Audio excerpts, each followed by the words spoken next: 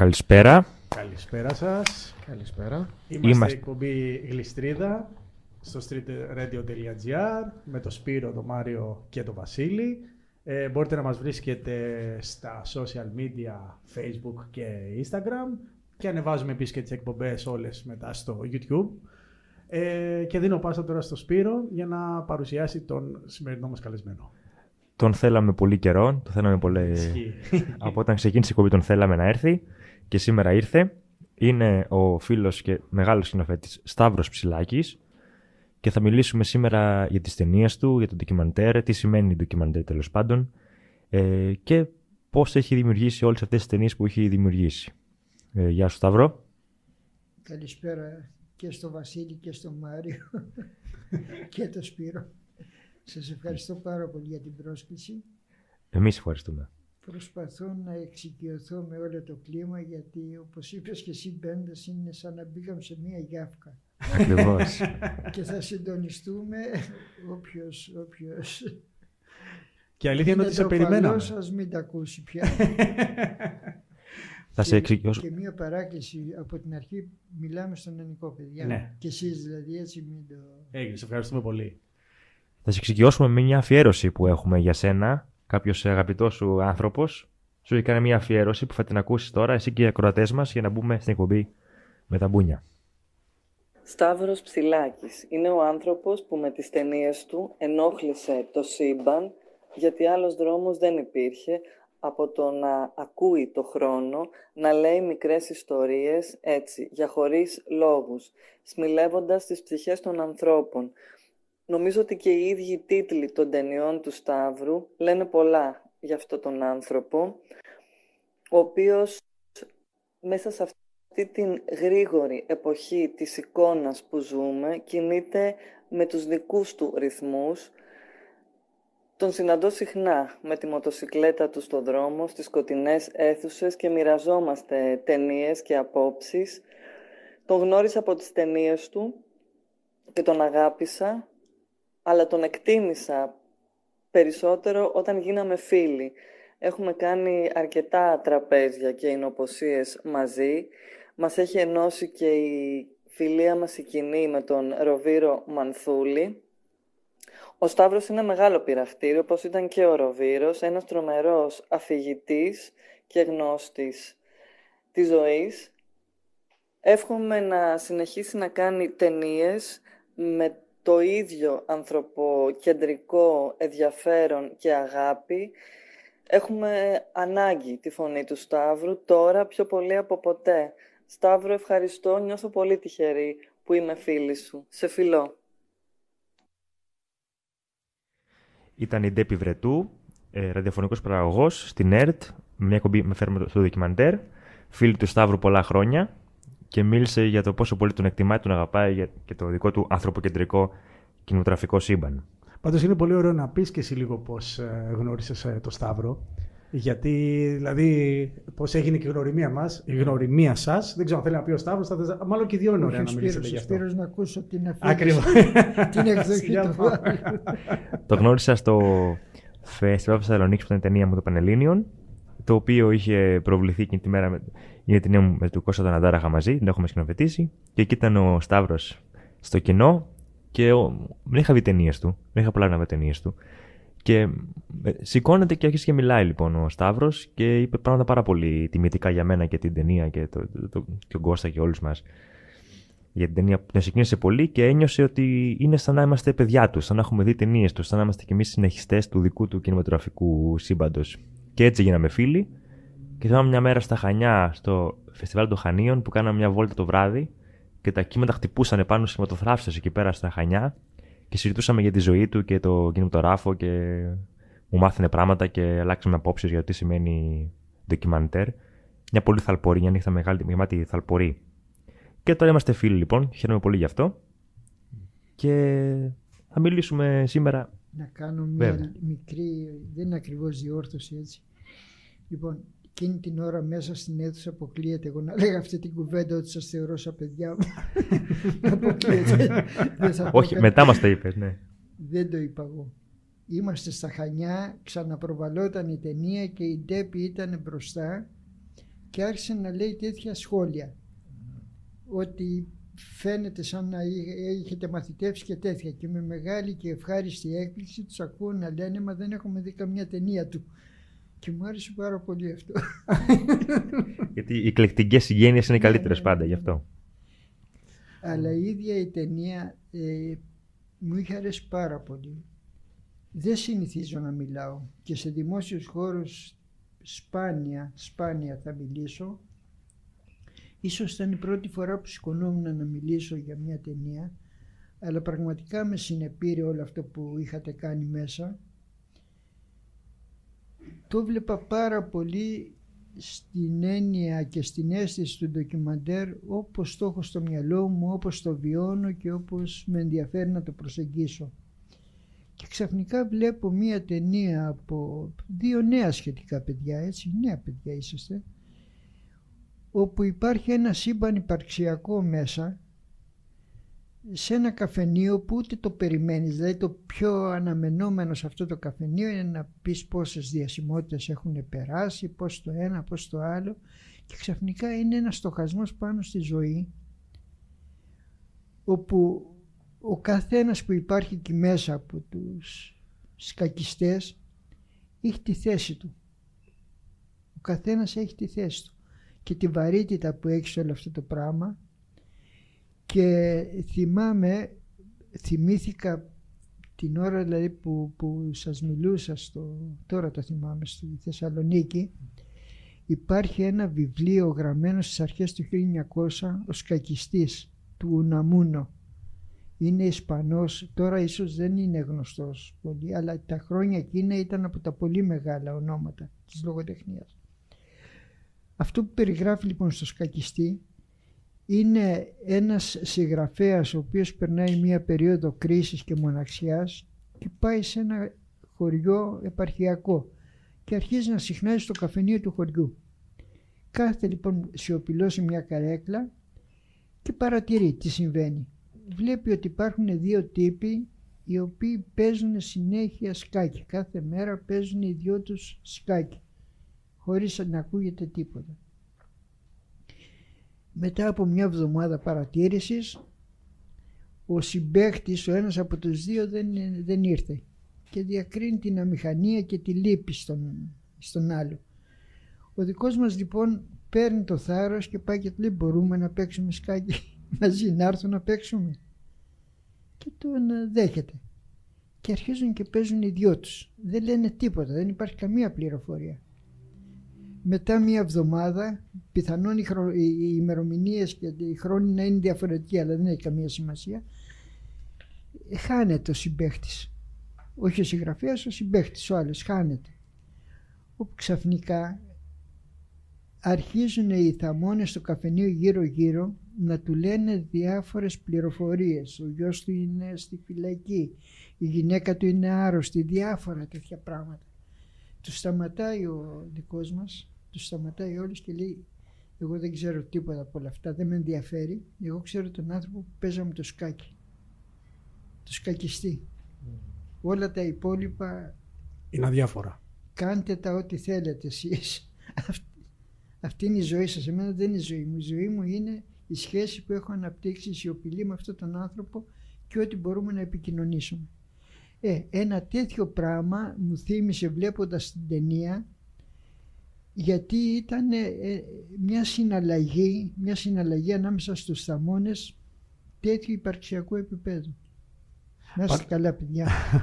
Πάντως είναι πολύ κοινή και η πληροφορία και στις δικές σου ταινίες. Δηλαδή κάπως έτσι μας βάζεις και στην δική σου φιλμογραφία, που η πληροφορία δεν σε ενδιαφέρει καθόλου. Υπάρχει απλά το πλαίσιο. Δηλαδή υπάρχουν οι σκακιστές που περιμένουν τη στιγμή που απλά θα έρθει ο ένας δίπλα στον άλλον, χωρίς να μας ενδιαφέρει τίποτα άλλο για τον ήρωα. Κοίταξε Βασίλη, δεν θα έλεγα ότι συνειδητά ξεκίνησε αυτό το πράγμα σαν επιλογή. Για να είμαι ειλικρινής.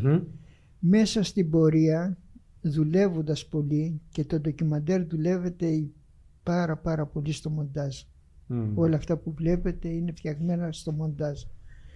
Δεν είναι σκηνοθετημένα πιο μπροστά, δεν υπάρχει σενάριο, δεν υπάρχει τίποτα. Συνειδητά δεν υπάρχει. Δουλεύοντας σιγά σιγά και μεγαλώνοντας, αρχίζεις να σκουπίζεις πράγματα. Όλα τα άχρηστα, όλα τα γύρω-γύρω και κοιτάς τι κρατάς, τι σε ενδιαφέρει από όλο αυτό. Γι' αυτό φτάνεις στο σημείο στο τέλος να λες ότι δεν με ενδιαφέρει το θέμα. Δεν κάνω ποτέ ταινίες για θέματα, κάνω για πρόσωπα. Αν δεν με τραβήξει το πρόσωπο, αν δεν ερωτευτώ το πρόσωπο, να το πω έτσι ακραία, δεν με ενδιαφέρει να κάνω καμία ταινία. Είναι μια άποψη που ακούγεται αιρετική και όχι κοινά παραδεχτή στο χώρο του ντοκιμαντέρ, γιατί το ντοκιμαντέρ το έχουν ταυτίσει με μια διάσταση καταγγελίας, δημοσιογραφική, αγωνιστική, 1002 πράγματα. Κάνουν τη δουλειά τους κι αυτά, καλά είναι, έτσι, αλλά δεν είναι ταινία. Εμένα πάνω απ' όλα με ενδιαφέρει αυτό που βλέπουμε να είναι ταινία. Να είναι μια αφήγηση που έχει όλους τους δραματουργικούς κανόνες μιας ταινίας μυθοπλασίας και απλά τα πρόσωπα που χρησιμοποιούμε είναι πραγματικά πρόσωπα. Δεν είναι ηθοποιοί. Δεν με ενδιαφέρει να παίξουν ηθοποιοί. Με ενδιαφέρει να είναι πραγματικά πρόσωπα και δεν με ενδιαφέρει τι έγινε. Ας πούμε στο Άλλος δρόμος δεν υπήρχε. Υπάρχει ένας εμφύλιος που μένεται γύρω-γύρω, έχουν γραφτεί. Αυτό που με ενδιαφέρει είναι πώς τα πρόσωπα, τα δικά μου, οι ήρωες ας πούμε της ταινίας, βίωσαν αυτή την ιστορία. Πώς έχουν βιώσει αυτή την ιστορία και πώς έχει γραφτεί μέσα τους και πώς την αποδίδουν κάποια χρόνια μετά. Γιατί δεν είναι την ώρα που γινότανε. Έτσι, πώς αποδίδουν αυτή την ιστορία μετά. Αυτή είναι πολύ ωραία ερμηνεία ντοκιμαντέρ και ο ορισμός του ντοκιμαντέρ ότι είναι μια ταινία που απλώς παίζουν αληθινοί άνθρωποι αντί για ηθοποιούς. Αυτό είναι πολύ γοητευτικό, αυτό που λες. Θα σε ρώταγα τι είναι το ντοκιμαντέρ για σένα, νομίζω το έχεις απαντήσει ήδη. Κοίταξε να συμπληρώσω κάτι άλλο. Μου είναι σαφές και επιμένω τα τελευταία χρόνια και ξαναλέω όλα αυτά αν ξεκινούσαμε πριν 20 χρόνια, δεν ξέρω εγώ 25, δεν θα τα έλεγα έτσι. Γιατί ούτε τα ήξερα, ούτε, πώς να σου πω, δεν με είχαν απασχολήσει. Είμαι πεισμένος τελείως ότι το ντοκιμαντέρ είναι μυθοπλασία. Δεν υπάρχει καμιά αμφιβολία για μένα. Και προκειμένου να το υποστηρίξω αν θες και θεωρητικά, επικαλούμε μία φράση ενός αγαπημένου ποιητή και φίλου, του Αργύρη του Χιόνι, που λέει «Ό,τι περιγράφω με περιγράφει». Είναι σαφές ότι εσύ βλέπεις τον κόσμο έτσι. Από όλα τα πράγματα που μπορεί να υπάρχουν γύρω-γύρω να κάνουν, μπήκατε στο καφενείο με το Πανελλήνιο. Ό,τι θες μπορείς να κάνεις εκεί μέσα. Εάν δεν βλέπατε τον κόσμο έτσι και δεν σας ενδιέφερε αυτή η διάσταση των πραγμάτων, δεν πρόκειται να έβγαινε τίποτα από όλα αυτά. Ένα αυτό. Ένα δεύτερο, όταν μιλάς με έναν άνθρωπο, κοινότυπα πράγματα λέω τώρα, απλά δεν τα σκεφτόμαστε. Πρέπει να τα έχουμε στο νου μας, γιατί στην Ελλάδα το ντοκιμαντέρ ταυτίζεται με το ρεπορτάζ. Πρέπει να τα λέμε και να τα ξαναλέμε και να τα ξαναλέμε συνέχεια. Γι' αυτό συνέχισε. Δεν με ενδιαφέρει αυτό το πράγμα πραγματικά. Δηλαδή, γι' αυτό σου λέω. Ναι. Πρέπει να τα λες αυτά που λες. Όταν ο άλλος μπαίνει στη δημοσιογραφική προσέγγιση που αναζητά την αλήθεια, να αποκαλύψει, να κάνει, να δείξει, δεν έχω να αποκαλύψω απολύτως τίποτα και δεν έχω διάθεση να διορθώσω κανένα. Αν κάτι κάνω, λέει, σε μια ταινία, είναι αυτόν τον άνθρωπο να το συνοδεύσω σε ένα ταξίδι που θα κοινωνήσω με την εμπειρία του. Δεν είναι δεδομένο ότι ακούει ο συνομιλητής σου. Δεν είναι δεδομένο ότι σωπαίνει και ότι μπορεί να ακούσει αυτό που του λες. Για να μπορέσει ο άνθρωπος να μιλήσει πρέπει να δημιουργηθεί ένα κατάλληλο κλίμα εμπιστοσύνης ανάμεσα. Ακριβώς. Και το τελευταίο πράγμα, δεδομένου ότι υπάρχει η κάμερα, το τελευταίο πράγμα εμπιστοσύνης είναι αν θα υποθούν αυτά, αν θα βγουν έξω. Είναι δεδομένο, δηλαδή τα λες για να παιχτούν. Εμπιστεύομαι τον άλλο και ας σκεφτεί ο καθένας μας όταν μιλάμε με έναν άνθρωπο. Μιλάμε με όλους το ίδιο. Αλήθεια λέμε σε όλες τις περιπτώσεις. Μυρίζεσαι, τι γίνεται, λες τι μπορεί να ακούσει, πού είναι αυτός, τι κάνει, ποια είναι τα ενδιαφέροντά του. Πόσο μπορώ να μοιραστώ μαζί του τη συντριβή μου. Με τον καθένα πας να μοιραστείς τη συντριβή. Άρα αυτά που σου λέει εκείνη την ώρα τα λέει σε σένα. Σε σένα γιατί εσύ εκείνη την ώρα τον έψες ότι αξίζει τον κόπο να στα πει όλα αυτά. Εάν δεν πείσεις τον άλλο, τον οποιοδήποτε συνομιλητή, ότι αξίζει τον κόπο να στα πει, δεν θα σου πει απολύτως τίποτα. Γι' αυτό κάποια στιγμή βρέθηκα, αλλά μονοπολώ την κουβέντα. Όχι, μα αυτό είναι το θέμα μας. Βρέθηκα σε μια αντίθεση με ένα φίλο ιστορικό που λέει αυτά πρέπει να τα δώσει στα τάδε αρχεία, στο ένα στο άλλο, δηλαδή η ιστορία με τους αντάρτες. Ναι. Λέω παιδιά δεν τα δίνω πουθενά γιατί αυτά τα είπαν σε μένα. Αν θέλετε να μάθετε την ιστορία πηγαίνετε βρείτε τους. Δηλαδή στους 100 ανθρώπους που θα ασχοληθούν με αυτά τα αρχεία με τίποτα δεν θέλω να βρεθεί ο κάθε μαλάκας να τα χρησιμοποιήσει όπως θέλει. Με τίποτα. Το θεωρώ ανέντιμο. Ναι, είναι μέρος της εμπιστοσύνης που είπατε. Βέβαια. Νομίζω και εγώ αυτή είναι η λέξη. Πρέπει να προστατεύσω αυτά τα πράγματα. Σημαντική. Όταν ο άλλος ανοιχτεί και αρχίζει και σου μιλάει, δεν κρατιέται. Λέει ό,τι θέλει μπορεί να πει. Και πρέπει να ξέρει, να είναι πεισμένος ότι εσύ θα τον προστατεύσεις. Σωστό. Εσύ στην πράξη, στον τρόπο που δουλεύεις έτσι, δηλαδή συζητάτε με τον άλλον και μέσα από τη συζήτηση θα βγουν πράγματα και ύστερα θα επιστρέψεις σε αυτά, θα τους βάλεις να τα ξαναπούνε, πώς? Όχι, ποτέ δεν βάζουν να ξαναπούνε, ποτέ. Δεν θυμάμαι να το έχω κάνει αυτό το πράγμα. Είναι με την πρώτη τι θα σου πούνε, αλλά σε μια κουβέντα καλή, γιατί σε όλους συμβαίνει καλές κουβέντες. Πότε αρχίζει και γίνεται καλή? Από την αρχή γίνεται? Όχι, θέλει λίγο ζέσταμα. Δεν θέλει ζέσταμα, δεν θέλει χρόνο. Δεν θέλει να δείτε πού το πάει και πού μπορεί. Ξεκινάς από μια κουβέντα άσχετη, για άσχετο θέμα και ξαφνικά φτάνεις μετά 2-3 ώρες να κελαϊδάτε και οι δύο. Να κελαϊδάτε και οι δύο. Άρα κινηματογραφείς με τη μία. Ναι. Ναι, είναι θέμα αρχής αυτό το πράγμα για μένα. Βουτάς με το κεφάλι λίγο. Και δεν δίνω ποτέ ερωτήσεις πιο μπροστά, ξέρεις, γιατί δεν ξέρω τι θα είναι. Και δεν ξέρω, δηλαδή η πρώτη επιλογή είναι ότι κάτι σου κάνει ένα πρόσωπο.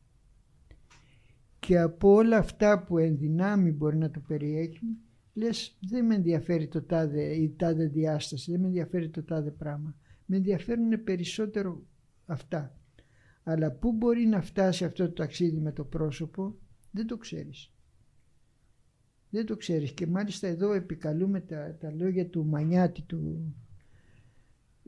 στο «Για χωρίς λόγους» αυτή την ταινία, ο οποίος λέει ευθαρσώς προς το τέλος, γράφω αυτά που δεν ξέρω. Αυτά που ξέρω γιατί δεν τα γράψω, αυτά ξέρω. Πες και την ιστορία με τον γλύπτη, το ψυχιατρίο που σου είπε. Στο ψυχιατρίο είναι ο Μιχάλης Βουρλιδάκης. Μιχάλης Βουρλιδάκης, έχουν και όνομα και επίθετο αυτοί οι άνθρωποι και ας λένε ότι θέλουν οι άλλοι. Βρίσκομαι στο ψυχιατρίο πριν αρχίσω την ταινία. Ήταν από τις πρώτες επαφές που έτυχε να βρεθώ για άσχετο λόγο και βλέπω έναν άνθρωπο να σκαλίζει μία πέτρα προκειμένου να μην τον αφήσεις πώς να σου πω μόνο του, για να δείξει ότι έχεις ένα ενδιαφέρον. Λες τι κάνεις τώρα, τι φτιάζεις? Και λέει εγώ σκαλίζω και θα μου δείξει αυτό τι μορφή θα του δώσω. Μένεις άφωνος πραγματικά, καταλαβαίνεις ότι σου είπε κάτι σημαντικό, αλλά δεν είσαι σε θέση να καταλάβεις το μέγεθος της φράσης του. Δεν είσαι σε θέση. Έπρεπε να περάσουν πολλά χρόνια δουλειάς στο μοντάζ, να δουλεύεις και εσύ την πέτρα τη δικιά σου, το δικό σου υλικό, για να καταλάβεις ότι σκαλίζεις, κάνεις, πελεκάς, κάνεις, δείχνεις ας πούμε, για να σου δείξει αυτό το ίδιο τι μορφή θα του δώσεις. Δεν το ξέρεις από την αρχή. κάνεις για ένα άνθρωπο μια ταινία. Και συνήθως έχω κεντρικά πρόσωπα μέσα. Δεν είναι όλοι οι άνθρωποι το ίδιο και δεν ταιριάζει η ίδια φόρμα σε όλους. Το να βρεις ποια είναι η φόρμα που ταιριάζει σε κάποιον άνθρωπο είναι από τα πιο δύσκολα πράγματα. Και δεν θα το βρεις με την ιδέα που έχεις, που σου δημιουργεί στην πρώτη δόση. Αυτή η ιδέα θα σε παρακινήσει λίγο. Μπράβο, για να το βρεις. Ότι με αυτόν μπορούμε να κουβεντιάσουμε αυτά τα πράγματα. Ναι. Όταν αρχίσετε όμως, το πράγμα μπορεί να είναι ανεξέλεγκτο τελείως. Και το μόνο που έχει στο μοντάζ είναι τι έχει παραχθεί την ώρα του γυρίσματος. Όλα τα άλλα είναι ιδέες σου.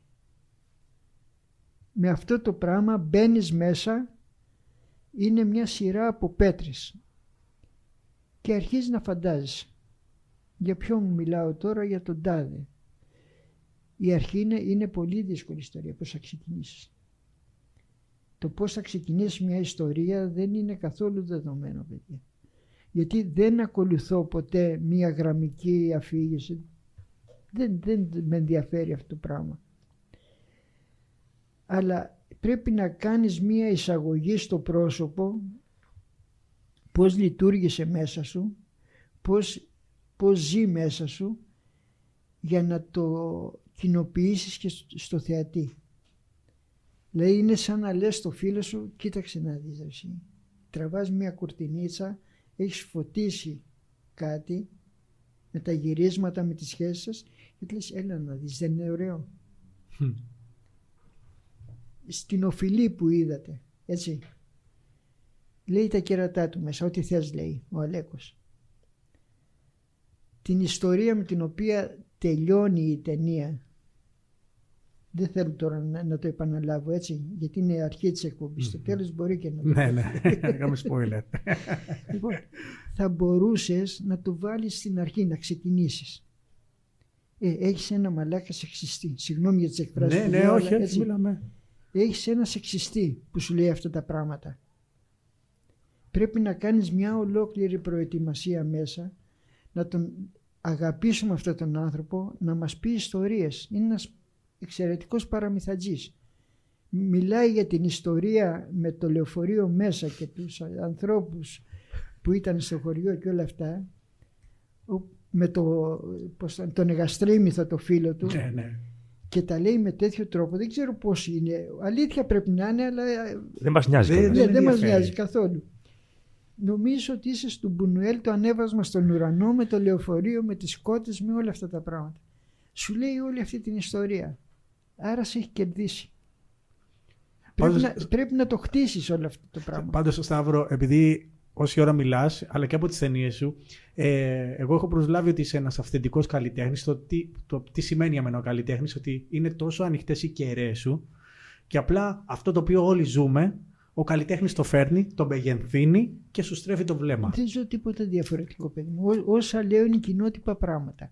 Το πώς θα συνδιαλλαγείς με έναν άνθρωπο, αν είσαι ανοιχτός και σ' αρέσει, ρε παιδί μου, να μην εξαντλείσαι μόνο, ξέρεις πρακτικά τι υποχρέωση έχω απέναντί του. Θες να γνωριστείς με τον άλλο, να πείτε κάποια πράγματα περισσότερο. Έτσι λειτουργούμε. Απλά κοίταξε όμως να το δούμε λίγο πιο ρεαλιστικά. Η πρώτη σου ταινία έχει να κάνει με ένα ψυχιατρίο. Να πούμε ότι οι ταινίες του Ψηλάκη είναι όλες στο Σινόμπο. Όχι όλες, αλλά σχεδόν όλες τις ταινίες στο Σινόμπο. Μπράβο. Και πρέπει να τις δείτε οπωσδήποτε. 7 ταινίες. Οπωσδήποτε. Στο YouTube μπορείτε να δείτε, για μένα το μεγάλο το αριστούργημα που είναι μια από τις κορυφαίες ελληνικές ταινίες που έχω δει ποτέ. Είναι ο άνθρωπος που ενόχλησε το σύμπαν. Είναι για τους εγκλήστους σε ένα ψυχιατρίο στα Χανιά. Πραγματικά ένα αριστούργημα. Πρέπει να το δείτε στο YouTube ελεύθερα. Και επίσης η ταινία Άλλος δρόμος δεν υπήρχε, που είναι για κάποιους αγωνιστές του εμφυλίου, κάποιους κομμουνιστές του εμφυλίου, αγωνιστές οι οποίοι είχαν ξεμείνει μετά τον εμφύλιο και κρυβόντουσαν από την ασφάλεια για πολλά χρόνια. Λέγεται Άλλος δρόμος δεν υπήρχε επίσης στο YouTube. Μάρη, θες να πεις κάτι?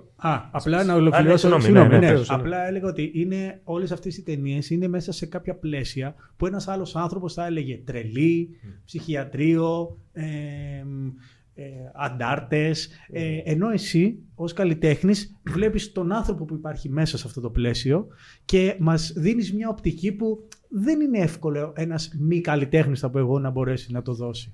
Έτσι δεν είναι. Για πες, Μαρία. Ναι, όχι, νομίζω και εγώ ότι το ανθρώπινο είναι αυτό που είναι πάνω απ' όλα στις ταινίες. Δηλαδή, έβαλε και το ζήτημα της φόρμας πριν, αλλά πάνω από τη φόρμα έβαλε το ανθρώπινο. Έχει πολύ ενδιαφέρον αυτό, γιατί και εγώ αυτό βλέπω. Δηλαδή και στην ιστορία με τους κομμουνιστές, το άλλος δρόμος δεν υπήρχε. Πρώτα είναι το ανθρώπινο, δηλαδή δεν κάνεις πολλά παιχνίδια με τη φόρμα. Είναι η ιστορία τους, η οποία από μόνη τους βέβαια είναι τρομερή ιστορία. Η οποία είναι δυνατή μας οδηγεί. ιστορία, όντως. Μας οδηγεί αυτή, είναι δυνατή, ναι. Και τα όρια του ανθρώπου, πού φτάνει ένας άνθρωπος που πιστεύει, πόσο μπορεί να πιστεύει, πόσο είναι αλληλέγγυος. Δείχνεις, λέει, τον άνθρωπο σε συνθήκες.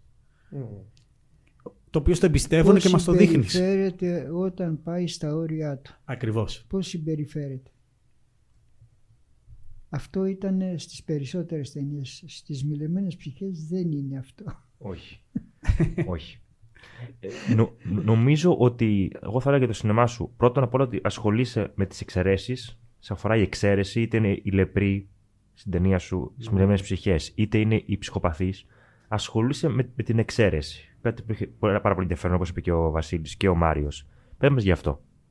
Είναι αλήθεια? Φαίνεται να είναι, αλλά νομίζω αυτό που τη συνδέει είναι ότι σε αυτές τις περιπτώσεις δοκιμάζεται περισσότερο η διάσταση του ανθρώπου και τα όρια του, και αυτό είναι που εξητάρει. Αλλά ακόμη και αυτό, ό,τι και να σας πω, παιδιά, τώρα αύριο μπορεί να σου λέω άλλα πράγματα και είναι αλήθεια και αυτά, έτσι τα νιώθω. Δηλαδή η τελευταία ταινία, η οποία έχει τεράστια απήχηση, με έχει εκπλήξει και εμένα, γιατί δεν έχει αυτά τα στοιχεία. Δεν έχει.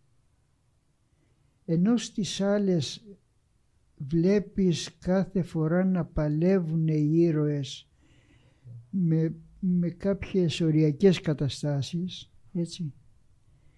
Εδώ πέρα είναι σαν να έκανες ειρήνη με το τραύμα. Ναι, υπάρχει το τραύμα.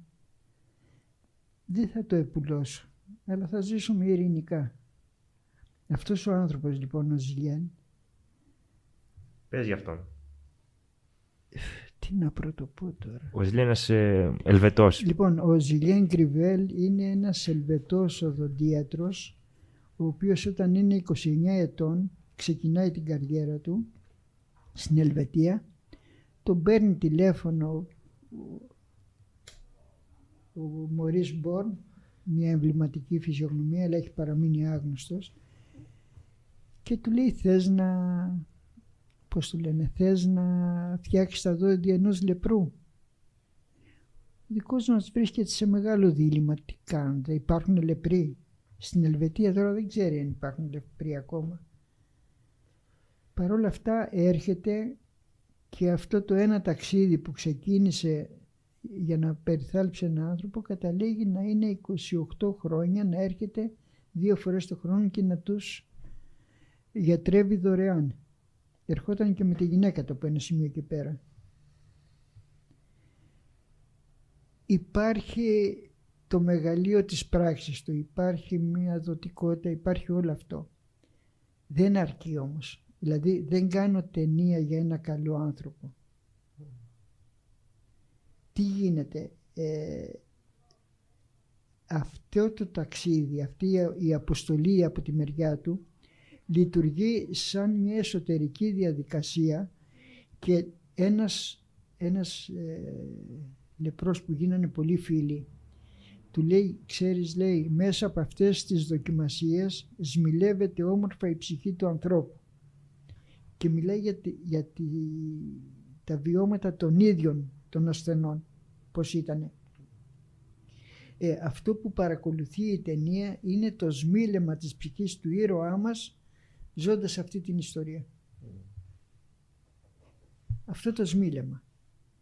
Και φτάνει προς το τέλος της ταινίας να λέει αυτή την περίφημη φράση ότι γερνάμε ανάλογα πώς ζήσαμε τη ζωή μας. Και αυτό λέει που ζω τώρα είναι μια χορογραφία των γυρατιών. Αριστούργημα. Δηλαδή το ακούς αυτό, το είχε γράψει στα ημερολόγια του, έτσι, μια χορογραφία των γυρατιών. Δεν το έχω ξανακούσει. Μα είναι φοβερός και μιλάει φοβερά σαν το Σολομό μιλάει αυτός ο Ελβετός. Με τα ελληνικά ελληνικά που του, ξέρει τα είναι ελληνικά σολομικά του είναι, τελείως. ναι, είναι καλύτερα από των περισσότερων Ελλήνων. Είναι ποιητής κανονικά.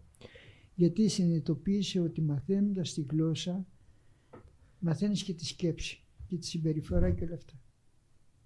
Μέσα από αυτό δηλαδή μπήκε βαθιά μέσα και μπήκε στη γλώσσα και στη σκέψη όχι των Ελλήνων διανοούμενων συγγραφέων όλα αυτά. Μπήκε του απλού ανθρώπου που ήταν άρρωστος και προσπαθούσε με μια φιλοσοφία ζωής να συνυπάρξει με μια ασθένεια πάρα πολύ δύσκολη. Έτσι. Πριν βγουν τα φάρμακα ήταν τεράστιο πρόβλημα. Θέλω να πριν πούμε στις ταινίες ποιο είναι δελεχός. Ναι. Να πούμε δεύτερη παρατήρηση για την ταινία στο ψηλάκι που θέλω να κάνω. Ότι στις ταινίες σου πάντα, και αυτό το ανατρεπτικό, αυτό που λέει και ο Μάριος, ότι στις ταινίες πάντα πρωταγωνιστεί ο άνθρωπος η οποία έννοια, ότι η φόρμα είναι δευτερεύουσα. Δηλαδή, ξεχνάς ότι βλέπεις μια ταινία. Δεν κινηματογραφείς τον κινηματογράφο. Δεν σε ενδιαφέρει καθόλου αυτό. Είναι σαν να μην σε ενδιαφέρει καθόλου ο κινηματογράφος. Είναι σαν να είναι ένα εργαλείο κινηματογράφος για να μιλήσει για τον άνθρωπο όπως ο ζωγράφος σου πει το πινέλο του. Η φόρμα για σένα είναι πολύ δευτερεύουσα. Από ό,τι φαίνεται στις ταινίες σου, ο άνθρωπος είναι αυτός ο οποίος είναι το κεντρικό και ο κύριος άξονας της δραματουργίας σου και της κατασκευής. Πώς το βλέπεις αυτό? Έλα όμως που ο άνθρωπος σου υπαγορεύει και τη φόρμα που πρέπει να δώσεις. Δεν είναι δεδομένη.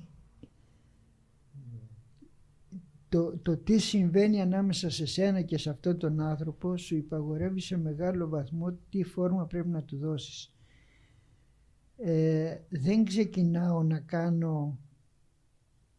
να εγωιτεύσω το θεατή, να του δείξω ότι υπάρχει ένας σκηνοθέτης που είναι λίγο μάγκας που...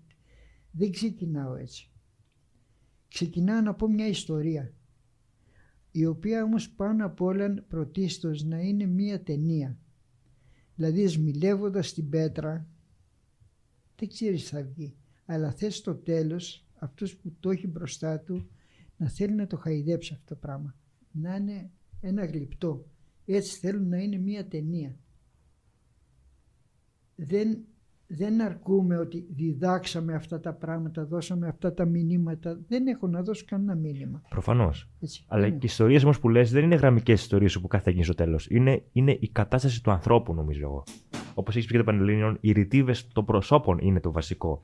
Και οι ιστορίες που λες δεν είναι κλασικές ιστορίες.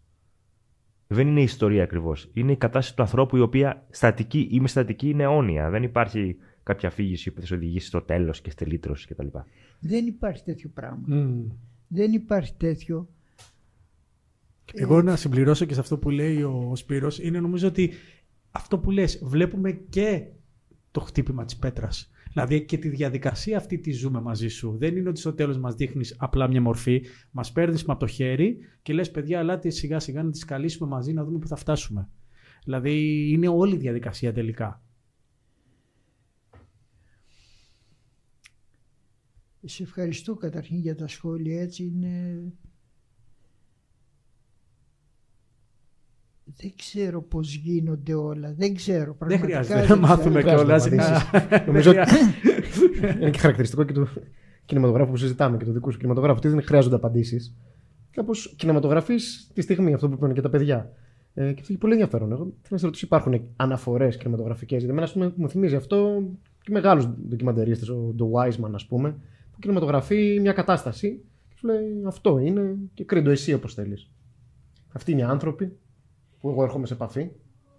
Κοίτα, συνήθως ας πούμε ακούς από συναδέλφους και πολύ σημαντικούς να σου λέει έχω δάσκαλο το ένα, έχω δάσκαλο το άλλο.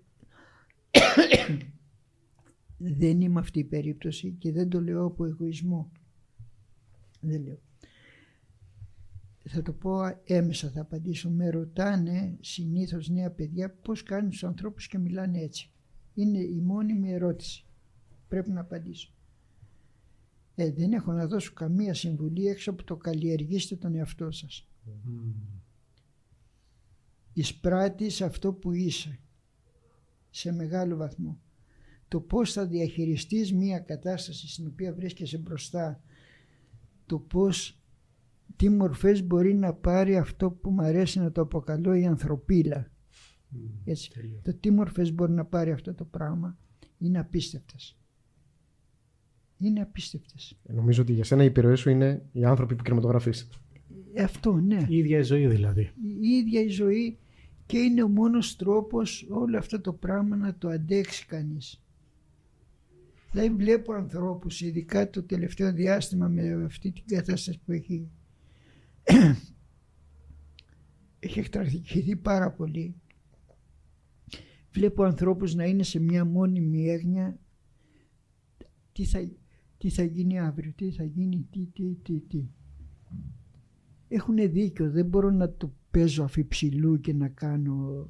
Έχουν δίκιο, έτσι, σε αυτή την αγωνία. Αλλά πριν να υπάρχει αυτή η εκτραχυμένη κατάσταση,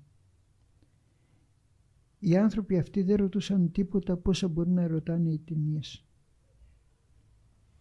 Ήμασταν σε άλλο κόσμο. Ακριβώς. Δεν φτάνει αυτό το σημείο του μεγάλου κινδύνου. Έτσι, δεν θα είμαι μακριά, αλλά δεν μπορώ να συμπάσχω με τον ίδιο τρόπο. Δεν συμπάσχω με τον ίδιο τρόπο. Με ένα περίεργο, δεν ξέρω πώς ακούγονται αυτά. Όχι, δεν είναι τιμωρητικό. Είναι οι συνέπειες. Όταν κάπως ζεις, κάπως θα έρθουν και τα αποτελέσματα. Είναι δυστυχώς η τραγωδία.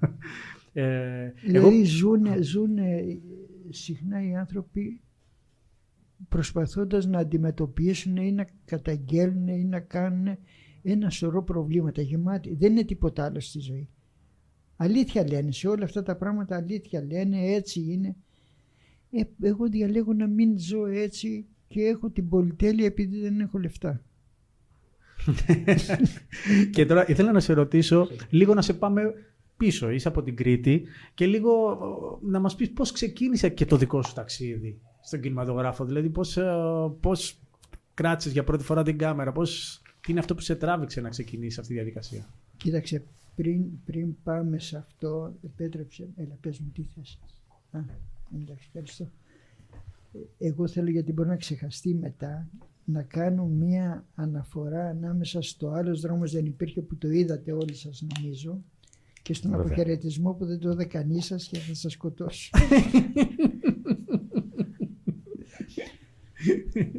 Προσέχτε, είναι το ίδιο πρωτογενές υλικό που γυρίζεται το 2007 και αφορά τους αντάρτες που παρέμειναν στην Κρήτη, δεν παραδόθηκαν, και η μεγάλη τους ομάδα, η μεγάλη ομάδα από αυτούς μετά από 14 χρόνια διέφυγε και μέσω Ιταλίας κατέληξε στα Σκέντη. Αυτή η ιστορία είναι. Στο άλλος δρόμος δεν υπήρχε. Όσοι ζουν από αυτούς εκείνη τη στιγμή κάθονται σε ένα τραπέζι και σου λένε πώς είναι η ιστορία. Ο καθένας έβαζε το λιθαράκι του. Υπάρχουν και μερικοί άλλοι φιλικοί συγγενείς που ο ένας τον βοήθησε, τον έκρυψε στο σπίτι του, ο άλλος έκανε τον ταξιτζή και την πήγε την Αργυρό εκεί. Ναι, και ο Κυριάκος δεν ήταν ο πρώτος. Ο Κυριάκος στο σπίτι, βέβαια, πολύ μεγάλη. Ο Κυριάκος, ένας άνθρωπος στο ακροτήριο, ο οποίος τους λέει ελάτε να μείνετε, το ελάτε να μείνετε αφορούσε 2-3 μέρες και γίνανε 14 χρόνια. Δεν ζούσε ο Κυριάκος, δυστυχώς. Είναι η μορφή που εγώ θα ήθελα να τον είχα γνωρίσει. Εν πάση περιπτώσει, ακούμε μια ιστορία πολύ γοητευτική, πολύ ωραία, και οι άνθρωποι είναι ωραίοι αφηγητές. Όμως εσύ που την παρακολουθείς όλη την ιστορία, κάθεσαι σε ένα τραπέζι και βλέπεις τι γίνεται. Κάποια από αυτές τις μορφές επισημαίνεις και του λες διακριτικά στο τέλος να πιούμε ένα καφέ αύριο. Οι δυο μας. Για τα ίδια γεγονότα θα μιλήσουν όλη η ομάδα των ανθρώπων και οι δύο. Αυτή είναι η σχέση των δύο ταινιών. Δεν είναι μία συνέχεια της άλλης. Παίζει σε άλλη κλίμακα. Είναι άλλη κλίμακα. Ναι.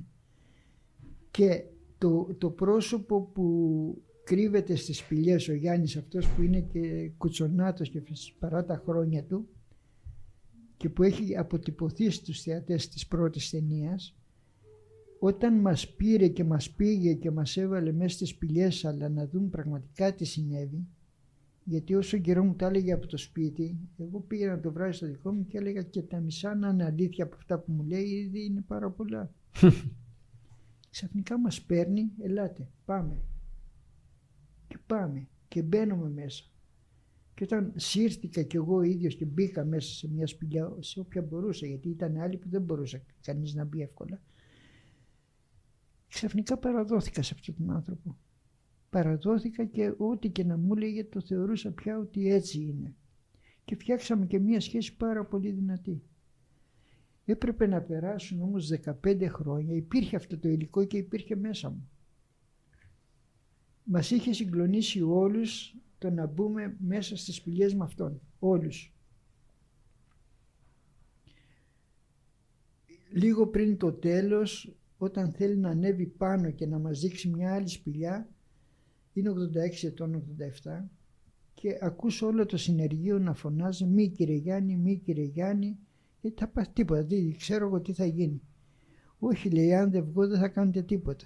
Είσαστε άχρηστοι, τελείως. Και είχε απόλυτο δίκιο. Και εγώ το βράδυ ρωτούμουν, μα είσαι στα καλά σου που λες του ανθρώπου να μην ανέβει, που εδώ παίχει όλη τη ζωή όλα αυτά τα χρόνια, είναι σίγουρος ότι δεν θα ξαναανέβει, έτσι. Γι' αυτό είναι και ο αποχαιρετισμός ο τίτλος. Είναι δυνατόν να του λες σταμάτα, φτάνει, τα είδαμε, μη μας δείξεις άλλο. Θα σου δείξει και την τελευταία ρανίδα και τα πάντα θα σου τα δείξει. Αυτό ζούμε στον αποχαιρετισμό. Υπήρχε σαν εμπειρία πάρα πολύ δυνατή και σαν υλικό που είχε τραβηχτεί, αλλά δεν είχε γίνει ταινία. Λοιπόν, ένα βράδυ στη διάρκεια του COVID έβλεπα ένα ντοκιμαντέρ 3 ώρα το βράδυ του Chris Marker, αν είχα 4 καμήλες, κάπως έτσι. Μέσα προς τη μέση κάπου λέει ότι χιλιάδες άνθρωποι είχαν δώσει τα πάντα από τη ζωή τους για μια ιδέα, για ένα σκοπό που όπως πίστευαν ήταν ανώτερος. Είναι οι αγωνιστές και που στο τέλος αποδείχτηκε ότι ο ανώτερος σκοπός ήταν αυτοί οι ίδιοι. Ακούω αυτό το πράγμα 3 ώρα το βράδυ και έρχεται θεία φώτιση. Ναι, λέει, θα κάνει στο Γιάννη ταινία έτσι, με αυτό το φως. Μία κουβέντα τυχαία δηλαδή την άκουσες. Θα κάνει στο Γιάννη, σου φώτισε πώς θα προσεγγίσει το Γιάννη. Ξεκίνησα, το υλικό ευτυχώς ήταν τραβηγμένο, όλα αυτά, και ξεκινάει το μοντάζ και γίνεται αυτό το πράγμα, ο αποχαιρετισμός. Που εγώ το αγαπάω πάρα πολύ. Πάρα πολύ. Δηλαδή πράγματα που επισημαίνεται εδώ και θα τα δείτε στην ακραία τους μορφή. Ναι. Ένα σωρό πλάνα που υπήρχαν και τα οποία όταν κάναμε το Άλλος Δρόμος δεν υπήρχε το 2010. Πρόσεχα, μη βάλεις το συνεργείο μέσα, μην μπεις εσύ ο ίδιος, δεν ξέρω εγώ, 1002 προφυλάξεις κινηματογραφικές που είχαμε τότε. Παιδιά, τα ξεφορτώθηκα όλα αυτά από πάνω μου, δεν λένε απολύτως τίποτα και ξαφνικά είναι ο θεατής μαζί με το συνεργείο, και όλοι μαζί είμαστε με το Γιάννη, μας έχει πάρει από το χέρι. Και από τα πιο κολακευτικά που άκουσα για αυτήν την ταινία είναι ένας καθηγητής μου που τον αγαπώ πολύ, όταν την είδε στη Γαλλία, μου λέει την ώρα που γινόταν εγώ έσκυβα από εδώ, έσκυβα από εκεί, μη φάω τις σφαίρες που κυνηγούσαν το Γιάννη. Δηλαδή τόσο ζωντανά και λέει, αυτό είναι κινηματογράφος, μου λέει. Είναι από τα πιο κολακευτικά πράγματα που μου έχουν πει. Αυτό είναι ο κινηματογράφος. Ανεξάρτητα αν το λένε μυθοπλασία, ντοκιμαντέρ, οτιδήποτε. Εσένα σου έκανε καθόλου έκπληξη να δεις ότι και οι ίδιοι τελικά δεν πιστεύαν τα όρια τους? Δηλαδή κάποια στιγμή στην ταινία υπάρχει η αφήγηση από τη μια την ηρωίδα, η οποία λέει πώς ήμουνα, λέει, εκεί από κάτω, που έμενε κάτω από τα σκουπίδια που λέει, και ήμουνα με το Σπύρο και του λέω ούτε οι ίδιοι δεν πιστεύουν τα όρια τους. Εσύ το αντιμετώπισες αυτό, ειδικά και με τον Γιάννη, που δεν ξέρω, το κατάλαβε ποτέ ότι τι έκανα?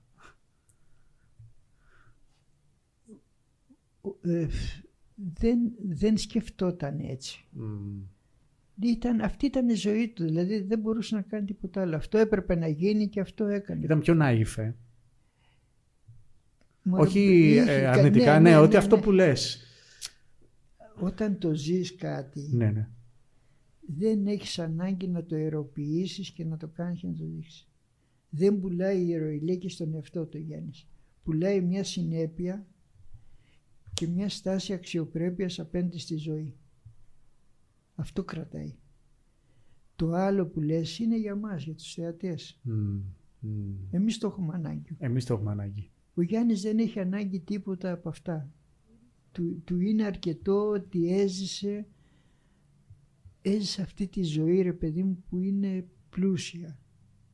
Μέσα σε τεράστιες δυσκολίες. Είναι απίστευτο το ότι έζησε. Έτσι. Το έζησε. Δεν έχει ανάγκη να το πουλήσει σε εμάς με κάποιο τρόπο. Και εκείνη το μεγαλείο τους. Αν έχεις δει εσύ τότε τις Μιλεμένες Ψυχές. Ναι, και ο Μάριος. Ναι. Δεν πουλάει τίποτα ο Ζηλιάν. Δεν πουλάει τίποτα. Ένας απλός άνθρωπος είναι. Έτσι. Που λέει πολύ απλά προς το τέλος ότι προτιμώ να είμαι παρά να έχω.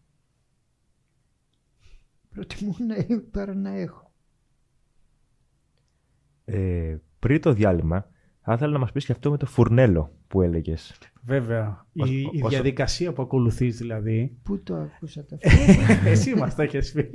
Θυμάσαι πολύ καλά τι λέω. Πώς μπαίνεις μέσα σε όλη αυτή τη διαδικασία και μάλιστα ήταν και μια άλλη σκηνοθέτηδα απ' έξω που το συζητάγαμε και λες μπαίνω, βάζω τα φουρνέλα και μόλις μετά την έκρηξη είμαι εκεί. Και δεν αγγίζεις λέει και ποιο θα σκάσει απ' όλα. Ακριβώς. Πες μας το λίγο καλύτερα να τα ακούσουν και οι ακροατές. Κοίταξε, το να πεις ότι θα κάνω αυτό το πράγμα, αυτή την ταινία για αυτό το πράγμα. Δεν λέω θέμα γιατί δεν είναι περί θέματος. Είναι σαν να σου λένε ότι στην τάδε πλαγιά υπάρχουν διάφορα ορυχτά μέσα. Εντάξει. Και εσύ την αγόρασες στην πλαγιά και πρέπει να αρχίσεις να τα αξιοποιείς αυτά τα πράγματα. Τι θα κάνεις? Πας και ανοίγεις τρύπες με ένα συνεργείο και βάζετε μπαρούτι μέσα, φουρνέλα ανοίγεται και κάνετε εκρήξεις. Αυτές οι εκρήξεις είναι για την ταινία το τι εκρήξεις θα προκληθούν μέσα στον ήρωά σου, τους ανθρώπους που μιλάς, μέχρι που μπορεί να σου δώσουν. Αυτό του προκαλείς. Μπαίνοντας εκεί πέρα, πείθοντάς τον ότι αξίζει τον κόπο να σου μιλήσει, έχοντας εστιάσει ότι δεν θα πω τη γνώμη του για το κουκουέ, δεν ξέρω εγώ τι, αλλά θα μου πει τι έζησε εδώ πέρα. Δεν θα αρχίσουμε να λέμε πώς νιώσανε, τι κάνανε, έτσι, πολιτικά. Τι ψηφίζεις τώρα και δεν ψηφίζεις. Δεν έχω πουθενά τέτοια κουβέντα μέσα. Άρα το φουρνέλο που του βάζεις μέσα του είναι διαφορετικής τάξης και σου δίνει ό,τι σου δώσει. Αφού έβαλες κάμποσα φουρνέλα σε διάφορα περιστατικά ή διάφορα πρόσωπα, όλο το υλικό που έχει προκύψει το φορτώνεις σε ένα φορτηγό, στην καρότσα ενός φορτηγού και πας στο εργαστήριο, όπου με διάφορες μεθόδους, φυγοκεντρήσεις συνήθως, αποσπώνται τα πολύτιμα υλικά, τα μεταλλεύματα αυτά που αγόρασες το ορυχείο. Το εργαστήριο το δικό σου είναι το μοντάζ. Και εκείνη την ώρα βλέπεις ότι έχω μόνο αυτό. Δεν πάνε να μου είχαν πει ότι έχει τόσους τόνους χρυσάφι μέσα ή ουράνιο ή δεν ξέρω εγώ τι. Αυτά έχω μόνο. Και αυτά που έχεις πρέπει να τα εμπεδώσεις πολύ καλά. Έχω αυτό και αυτό και αυτό και αυτό. Και αρχίζεις και σκέφτεσαι τι μπορώ να κάνω με αυτό. Εδώ είναι η αρχή που λέω. Πώς θα αρχίσουμε να φύγουμε. Γιατί με τα ίδια υλικά, με τις ίδιες πέτρες ας πούμε, μπορείς να κάνεις μια μεσοτυχία, ένα τυχείο. Μπορείς να κάνεις ενός πηγαδιού το γύρω-γύρω, να κάνεις μια εκκλησία, να κάνεις ένα σπίτι, δεν ξέρω εγώ τι. Αυτό το υλικό σου δείχνει κατασκευή. Πού φτάνει, πού μπορεί να φτάσει και πού θα είναι ωραίο. Και σκαλίζοντας λες από την ενότητα, από αυτό το πλάνο, παίρνω αυτό ρε παιδί μου, αυτή είναι η καρδιά του. Αλλά ξέρεις πολύ καλά και τι έχεις κόψει πελεκώντας. Αν λοιπόν στην πορεία δεις ότι αυτό το κομματάκι που πέταξες, που έβγαλες εκείνη την ώρα, είναι χρήσιμο αλλού. Υπάρχει μια τρυπούλα, ένα χάσμα ας πούμε και πρέπει να το καλύψουμε. Ένα πέρασμα της ταινίας, δεν ξέρω εγώ τι. Ή μπορεί να κάνω μια μικρή ενότητα με αυτά τα υπόλοιπα. Ξέρεις όμως απαραίτητα να ξέρεις πολύ καλά το υλικό σου. Πάρα πολύ καλά.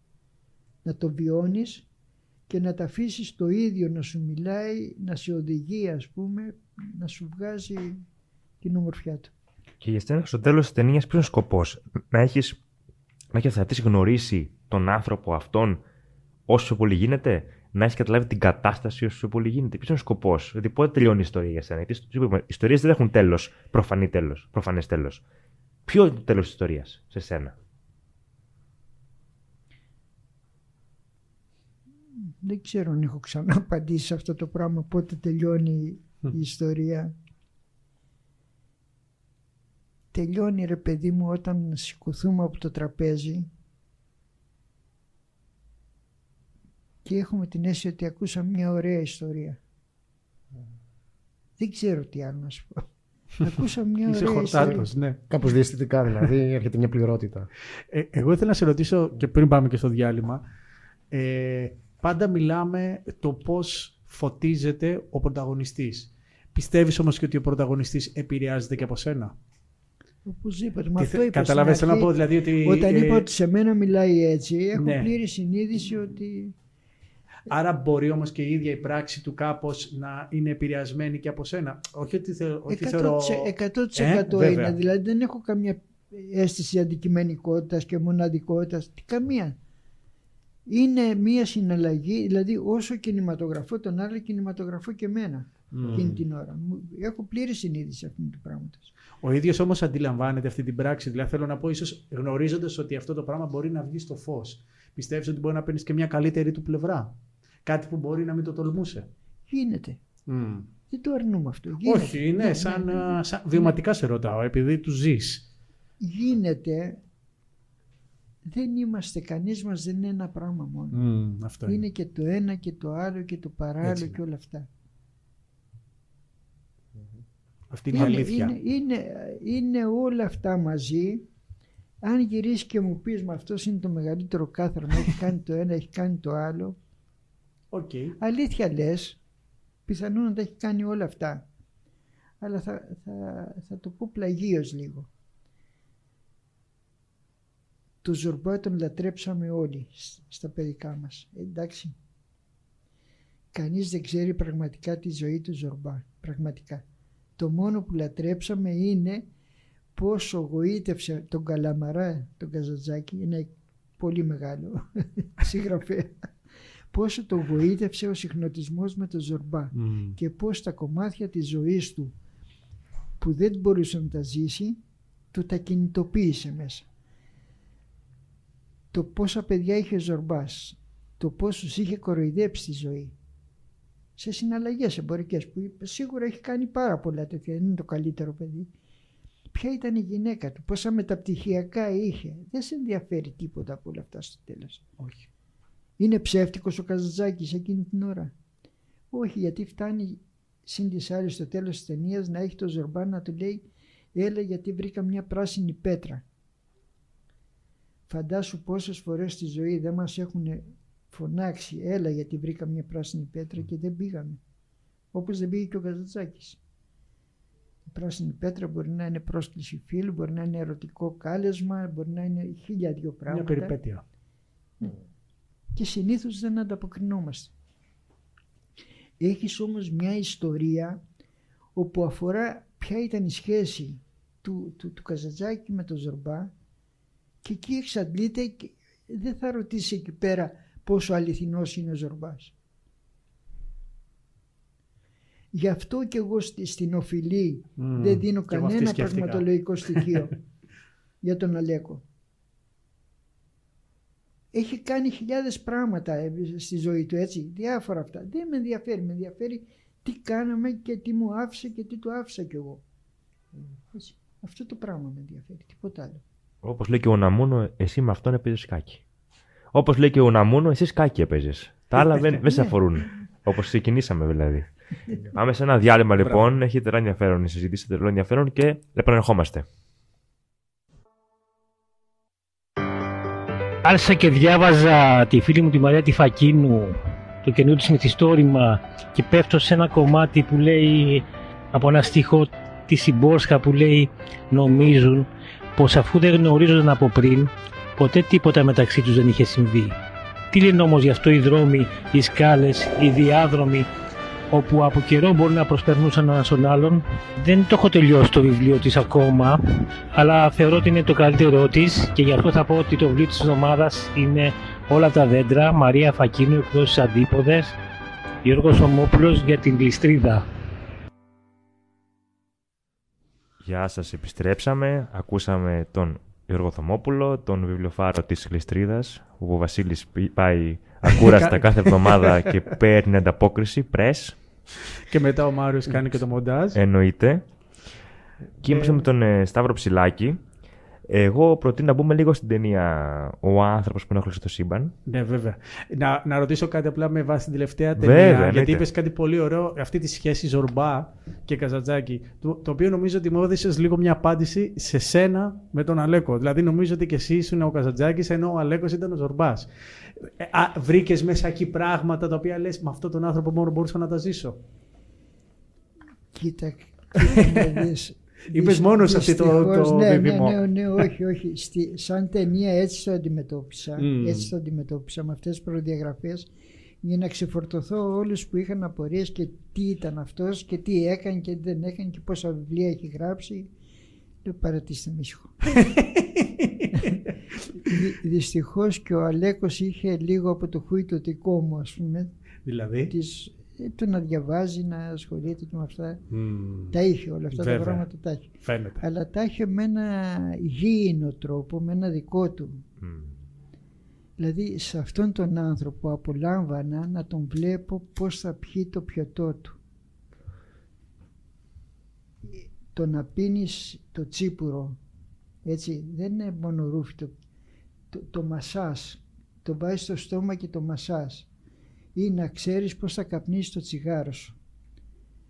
Την ώρα που βλέπετε μέσα στην οφειλή, και έχω αφήσει μια ολόκληρη πραγματεία περί του τσιγάρου και γιατί δεν θα κόψεις το τσιγάρο. Στον αριστούργημα. Ναι. Πες τι λέει όμως.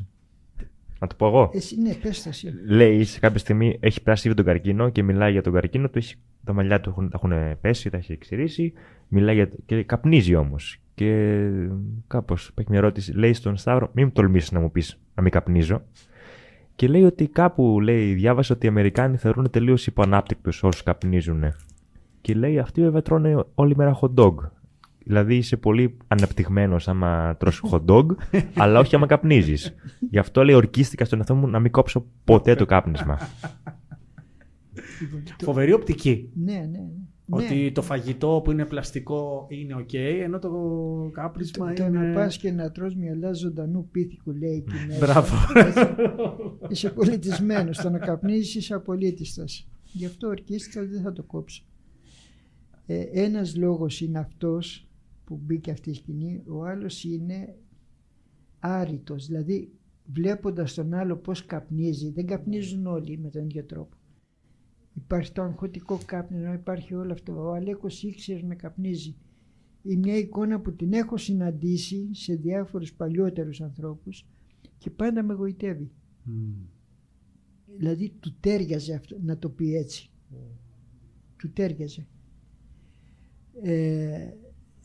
Θέλω να σας πω δύο πραγματάκια που τα λέγατε πριν, ας πούμε. Να μην ξεχάσετε το ένα, να ρωτήσετε το Ψηλάκη, να μην ρωτήσετε το άλλο. Λοιπόν, εγώ σας είπα ότι το τι μορφή θα έχει μία ταινία εξαρτάται ποιος είναι ο ήρωάς σου. Λοιπόν, το πώς θα είναι αυτή η εκπομπή, άμα κάνουμε τον Ψηλάκη εκπομπή, έτσι είναι. Ο οποίος πηγαίνει από εδώ, από εκεί, παρά εκεί και όλα αυτά, μην περιμένεις να έχεις μία πληρότητα. Η πληρότητα είναι μέσα σε αυτό το Ακριβώς. παιχνίδι. Να πούμε οπότε για την οφειλή, αφού πήγαμε στην οφειλή, να πούμε κάτι για αυτή την ταινία που έχει ενδιαφέρον για μένα. Να πω και κάτι βέβαια, άλλο εννοείται. τελείως πρακτικό, γιατί καλό είναι να ακούνε και οι νεότεροι. Μπράβο, ναι. Ένα κομμάτι του ότι γίνονται όλες αυτές οι ταινίες και γίνονται και πυκνά, δηλαδή πώς να σου πω, δεν είναι ούτε το μεγάλο ταλέντο, ούτε οι μεγάλες ικανότητες, ούτε... Επειδή σας άκουγα πότε είχατε χάσει το ένα και πότε το άλλο, παιδιά, πιστέψτε με, εκτός από όλες αυτές τις καλλιτεχνικές, να τις πω έτσι, ικανότητες, θέλει πολύ μεγάλη πειθαρχία το να κάνεις αυτά τα πράγματα.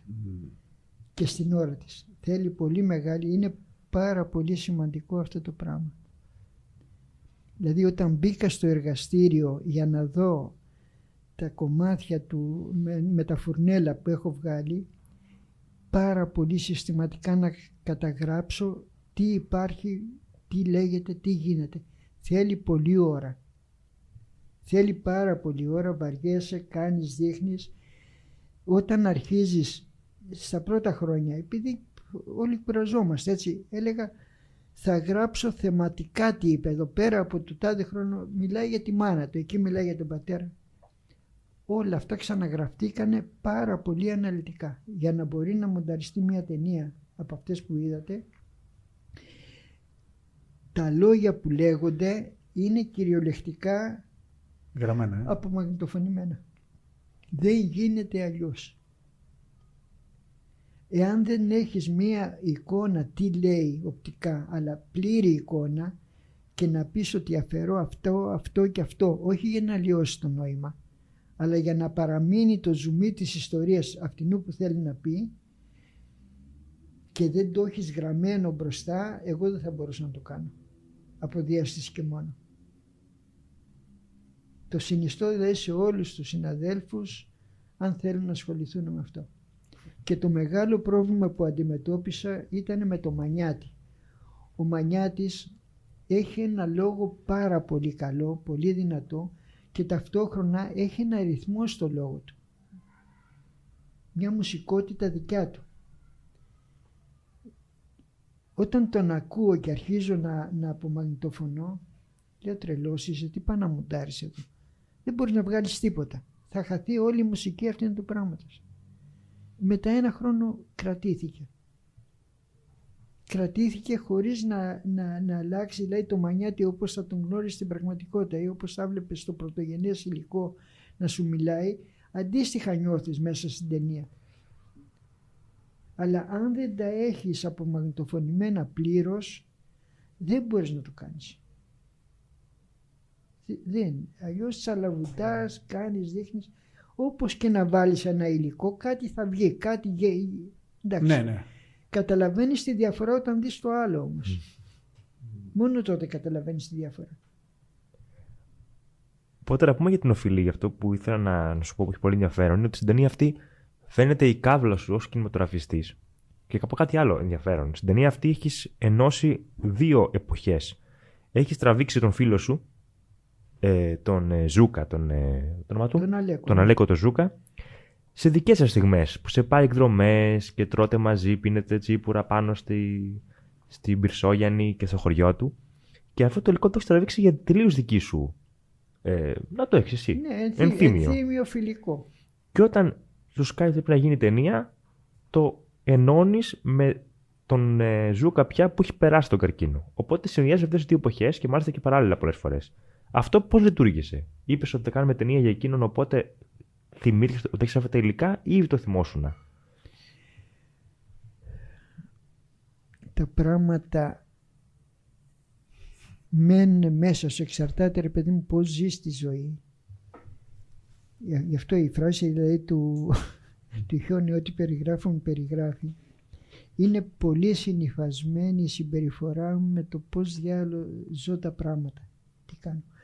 Δεν τα έχω ξεχάσει. Δηλαδή το τι τραβήξαμε με το Ζούκα πηγαίνοντας στην Πυρσόγιαννη, αυτό το πλάνο που ξεκινάει η ταινία και είναι στο αυτοκίνητο και τραγουδάει ο ίδιος, έχει φύγει τελείως. Δεν το ξέχασα ποτέ, υπήρχε μέσα μου. Είναι γυρισμένα ημερολογιακά σαν ένα ημερολόγιο φίλων, ας πούμε, τίποτα περισσότερο. Καμία πρόθεση περισσότερη. Όταν λοιπόν κάνω την ταινία για το Μεταξά, που αφορά γιατρούς και προσωπικό του νοσοκομείου Μεταξά που έχουν αρρωστήσει οι ίδιοι από καρκίνο, την ίδια περίοδο ο Αλέκος αρρωσταίνει από καρκίνο. Κάνει τη θεραπεία του, κάνει τις πρώτες εξετάσεις και τα λοιπά στη Θεσσαλονίκη και κατεβαίνει μετά Αθήνα. Είναι ο κολλητός μου φίλος, δεν έχει σχέση με το Μεταξά. Και λέω, γιατί όμως να μην μου μιλήσει και αυτός, ρε παιδί μου, για αυτή την ιστορία. Καθόμαστε σε ένα σπίτι που μας δώσανε. Απέναντι είμαι εγώ, αυτός και ο περατέρ, ο Κώστας ο Πάλμας. Και του γυρνάω το χέρι έτσι, ας πούμε, τι έγινε. Δεν ρώτησα τίποτα άλλο. Και ξαφνικά αρχίζει και μου ξεδιπλώνει καθαρά υπαρξιακά τι σημαίνει ο καρκίνος για αυτόν. Όχι σε ποιους γιατρούς πήγε και πώς τα λένε, έδωσε λεφτά ή τι διαγνώσεις σωστές ή λάθος. Δεν μπαίνουμε σε τίποτα αυτά, δεν είναι το θέμα μας η ίδια η ασθένεια. Είναι πώς βιώνει το χρόνο του καρκίνου. Και εκείνη την ώρα, ας πούμε, σε κάποια στιγμή μου λέει, έμαθα να ακούω το χρόνο με σωματικό τρόπο. Ξαφνικά υπάρχει μια τεράστια έκπληξη για μένα, όπου έχω το φίλο μου, χωρίς να ρωτάω τίποτα, γιατί δεν ξέρω, δεν έχω ίδιος εμπειρία. Δεν ξέρω, παιδιά.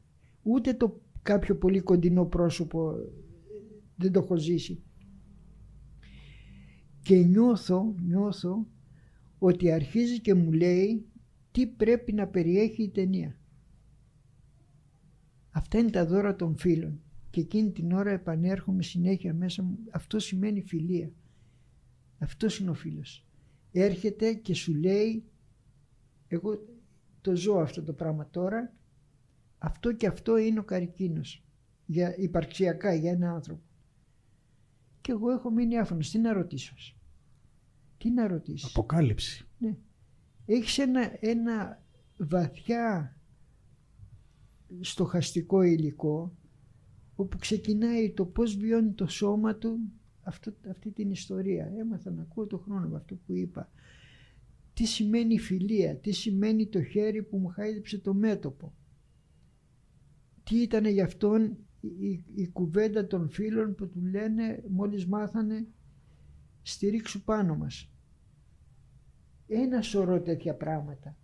Έτσι, τα οποία δεν μπήκανε στην ταινία για το Μεταξά, ελάχιστα μπήκανε, γιατί ο Αλέκος δεν είχε σχέση με το Μεταξά. Για να είμαι ήσυχος με τη συνείδησή μου, σε μια φάση που χειροτέρευε η κατάστασή του, νοσηλευτήκαμε 2-3 μέρες στο Μεταξά, επειδή τους ήξερα. Αλλά όλο το υπόλοιπο υλικό είχε μείνει έτσι. Έρχεται λοιπόν η ευλογημένη περίοδος του COVID, όπου ούτε λεφτά έχεις ούτε τίποτα. Τη μέρα λοιπόν που το είχαμε κάνει πρόταση να χρηματοδοτεί αυτή η ταινία, να ενισχυθεί, και δεν τη βάλαν, την απορρίψανε. Λοιπόν, την επομένη ξεκίνησα να μοντάρω. Την επομένη ξεκίνησα να μοντάρω. Χωρίς πίκρες, χωρίς τίποτα. Άστε. Ας κάνει ο καθένας τη δουλειά του. Ακριβώς. Πάντως η συγκεκριμένη ταινία, όταν το βλέπαμε το Σπύρο, έλεγα κοίταξε να δεις πως ένας άνθρωπος τόσο χαρούμενος δίπλα στους φίλους του και όλα αυτά, ξαφνικά ο πόνος και η αρρώστια ανοίγει έναν κόσμο ο οποίος σήμερα δεν συζητιέται.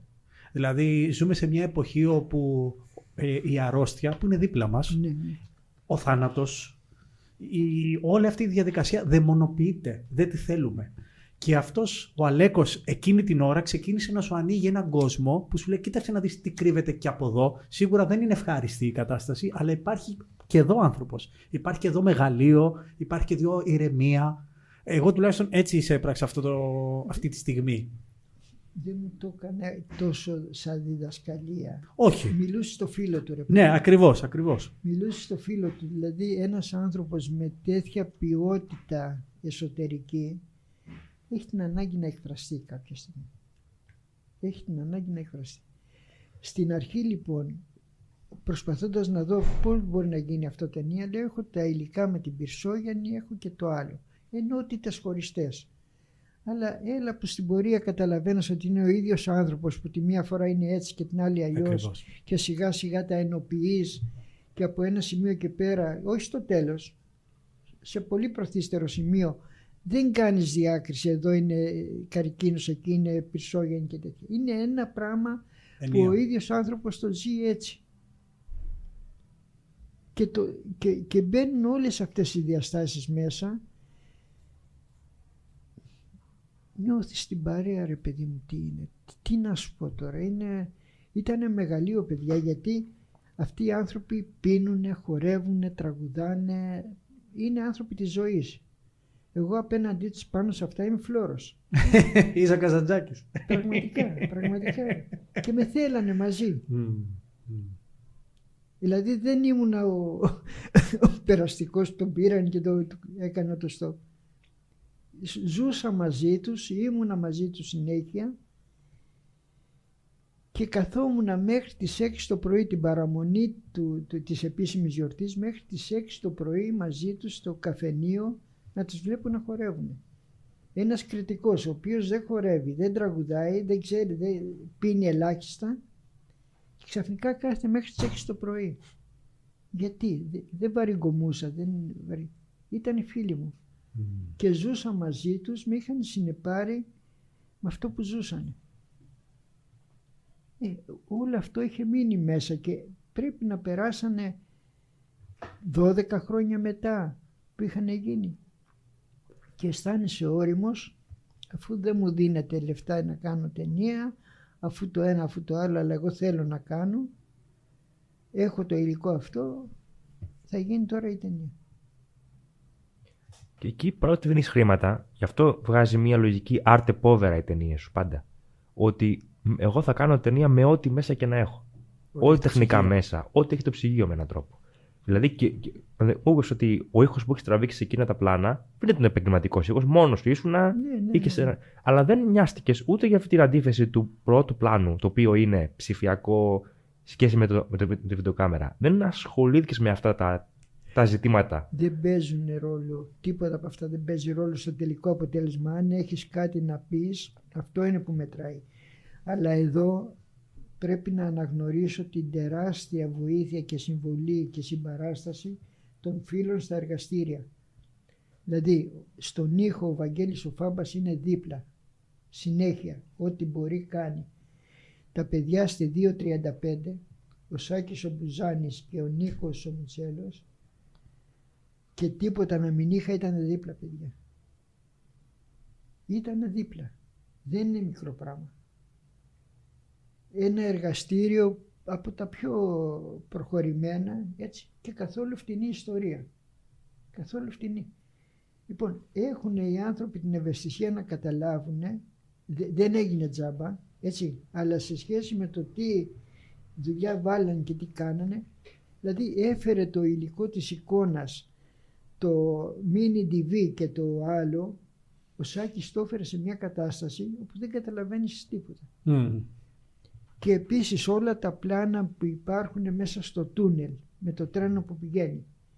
Παιδιά, είναι τραβηγμένο με το κινητό μου. Πήγαινα στη Λάρισα. Φοβερό.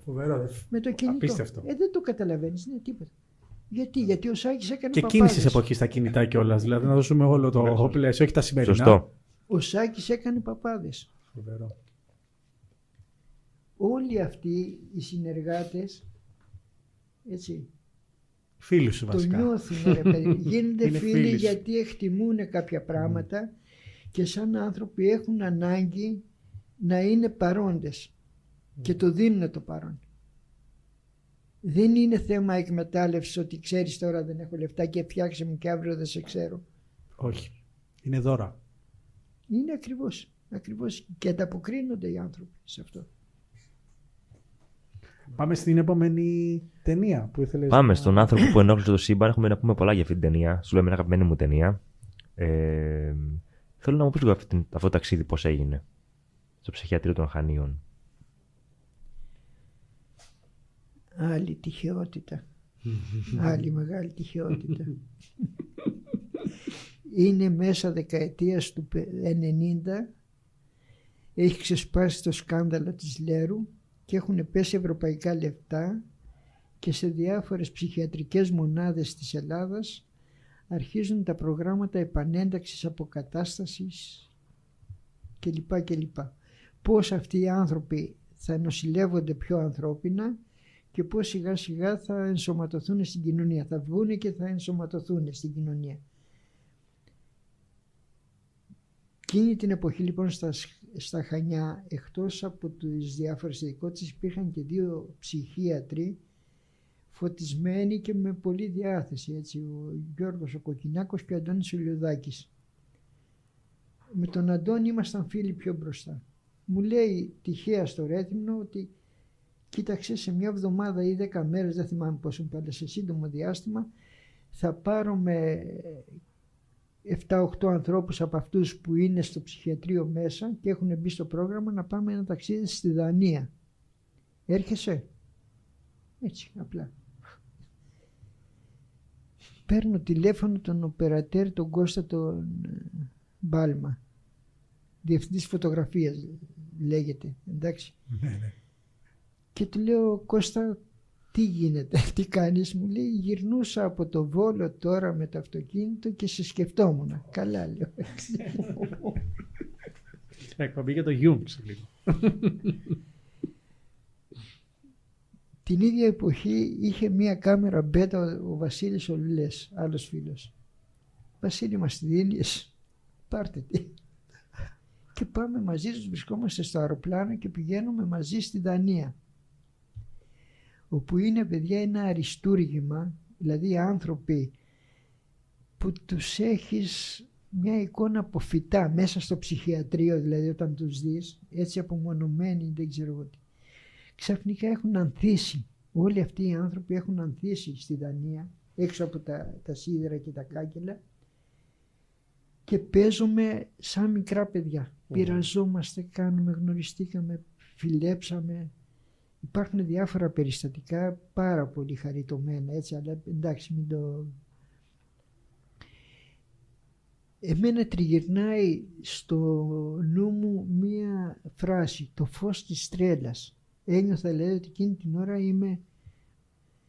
Κάνουμε λοιπόν μία πρόταση να χρηματοδοτηθεί, να γίνει ταινία που θα αναδεικνύει το πρόγραμμα αποκατάστασης. Είναι αγαθοεργή η πρόθεση, οπότε μπορεί να ευοδοθεί.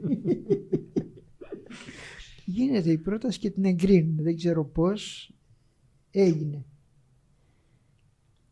Και αρχίζουμε να κάνουμε τα γυρίσματα προσπαθώντας να καταγράψουμε τις μονάδες που είχαν κάνει, τα θερμοκήπια, τον αργαλιό, το ξυλουργείο, το εργαστήριο ζωγραφικής. Είχαν διάφορες τέτοιες μονάδες. Και λέω του Κοκκινάκου, επειδή έχει φασαρία έξω, βρες μας μια αίθουσα και στείλε μας 2-3 ανθρώπους να μιλήσουμε πιο ήσυχα, ρε παιδί μου, γιατί στο προαύλιο όλοι νομίζουν ότι είναι τηλεόραση και λένε το μακρύ τους και το κοντό τους. Ναι, ναι. Μου στέλνουν τον πρώτο, ο οποίος ήταν 3 πουλάκια κάθονται. Έχω την αίσθηση δηλαδή ότι ο ψυχιάτρος με δούλευε εκείνη την ώρα. Μου στείλε το πιο κατάλληλο για να μου πατήσει ψηλό γαζί. Βγαίνω έξω να πάω στο κάπνιζα τότε, να πάω κι εγώ μέχρι το κηλικείο και εμφανίζεται στο πράβλιο ένας τύπος ο οποίος θορυβεί, αλλά θορυβεί με τρόπο εμφανώς για να τον ακούσουμε, να προκαλέσει την προσοχή. Λέω μια κακιά κουβέντα από μέσα μου και φεύγω. Και γυρνάω στο δωμάτιο περιμένοντας τον επόμενο. Μετά 3-4 λεπτά κάποιος τραντάζει στην πόρτα κάτω γιατί είχε σφινώσει, δεν άνοιγε εύκολα. Και κατεβαίνω κάτω να ανοίξω και να δω ποιος είναι. Και είναι αυτός ο τύπος. Αυτός ο τύπος με τα πατελόνια να πέφτουν, δεν είχε ζώνη, δεν είχε τίποτα. Και πια πείθομαι ότι μου κάνει το μεγάλη πλάκα ο Κοκκινάκος, με δουλεύει κανονικά. Λοιπόν, και καθόμαστε απέναντι. Δεν χρειάζεται πάνω από 5 λεπτά για να νιώσεις ότι έχεις ένα μεγάλο αδερφό απέναντί σου. Ένα άνθρωπο που είναι βαθιά συμπατριώτη σου, όχι την Κρήτη, εννοώ την πατρίδα την άλλη που συγκροτείς το είναι σου μέσα. Είναι τι διάβασες, τι εμπειρίες έχεις, τι κουβαλάς. Αυτή είναι η πατρίδα σου. Και αρχίζουμε να μοιραζόμαστε τους συντοπίτες μας. Αυτά που μας αρέσουν και του ενός και του αλληνού. Συν πρόσθετα λειτουργήσε και το γεγονός ότι ο Γιώργος σπούδαζε χημικός μηχανικός στο Πολυτεχνείο. Εγώ είχα τελειώσει μηχανολόγος και αυτό δημιουργεί μια αίσθηση μασονίας περίεργης ανάμεσα στους πολυτεχνίτες. Συντεχνία. Υπήρχε τέτοια οικειότητα ανάμεσά μας που δεν το πίστευα τι γίνεται και γυρνάω και λέω του Κώστα, τράβα ό,τι βλέπεις να συμβαίνει, μην προφυλάσσεις από τίποτα, θα τραβήξω το σταύρο, θα τραβήξω το σταύρο, θα κάνω, θα δείξω, τράβα αυτό που συμβαίνει. Και ανατρίχιαζα, εγώ δηλαδή ένιωθα ήταν τόσο δυνατά αυτά που μου λέγε. Γιατί είναι ένας άνθρωπος πάρα πολύ πρικισμένος, με πολλές αρετές ο Γιώργος, και που είχε πλήρη συνείδηση και της ασθένειάς του και όλο του εσωτερικού του κόσμου που ήταν απίστευτα καλλιεργημένος και ποιητικός και λογοτεχνικός και όλα αυτά. Ο Γιώργος μέσα στο ψυχιατρίο, μέσα στον πόνο της ασθένειας ζούσε στο βασίλειό του. Το βασίλειό του. Και αφού γίναμε φίλοι, όχι μόνο από την πρώτη κουβέντα συνεχίστηκε, αφού γίναμε φίλοι, ουσιαστικά μας πήρε από το χέρι και μας είπε έλα να σας δείξω ποιο είναι το βασίλειό μου. Αυτό βλέπετε. Θα μου πεις τι έγινε το πρόγραμμα αποκατάστασης και επανένταξης και όλα αυτά τα πράγματα. Εγώ είχα ηθικά προβλήματα γιατί η πρόταση που είχαμε κάνει αφορούσε αυτό το πράγμα. Ήταν πολύ πιο αγαθοερκή. Βρίσκομαι λοιπόν στην Αθήνα στο σπίτι με το υλικό και έρχεται επίσκεψη ο ψυχίατρος. Το βλέπει και ορθά κοφτά μου λέει ξέχασε και τα προγράμματα αποκατάστασης, ξέχασε και όλες αυτές τις ιστορίες, λέει και την κατάλληλη λέξη, θα κάνουμε μία ταινία. Μου έλυσε τα χέρια, παιδιά. Μου έλυσε τα χέρια. Δεν είπε τι θα κάνουμε, ήταν μία κίνηση ελευθερίας από την άλλη δέσμευση και ταυτόχρονα μέχρι που τέλειωσε η ταινία δεν ξαναήρθε να δει, ξέρεις τι κάνουν αυτοί, τι δεν κάνουν. Απόλυτη εμπιστοσύνη. Φοβερό. Απόλυτη εμπιστοσύνη. Έλυσε τα χέρια.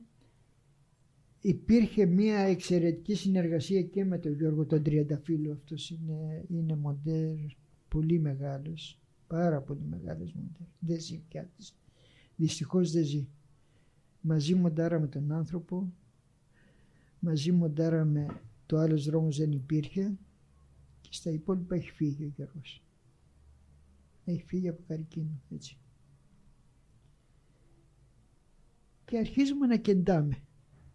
Αρχίζουμε να κεντάμε όπου μέσα σε όλο αυτό το κέντημα εγώ έχω συνέχεια στο μυαλό μου τον Γιώργο.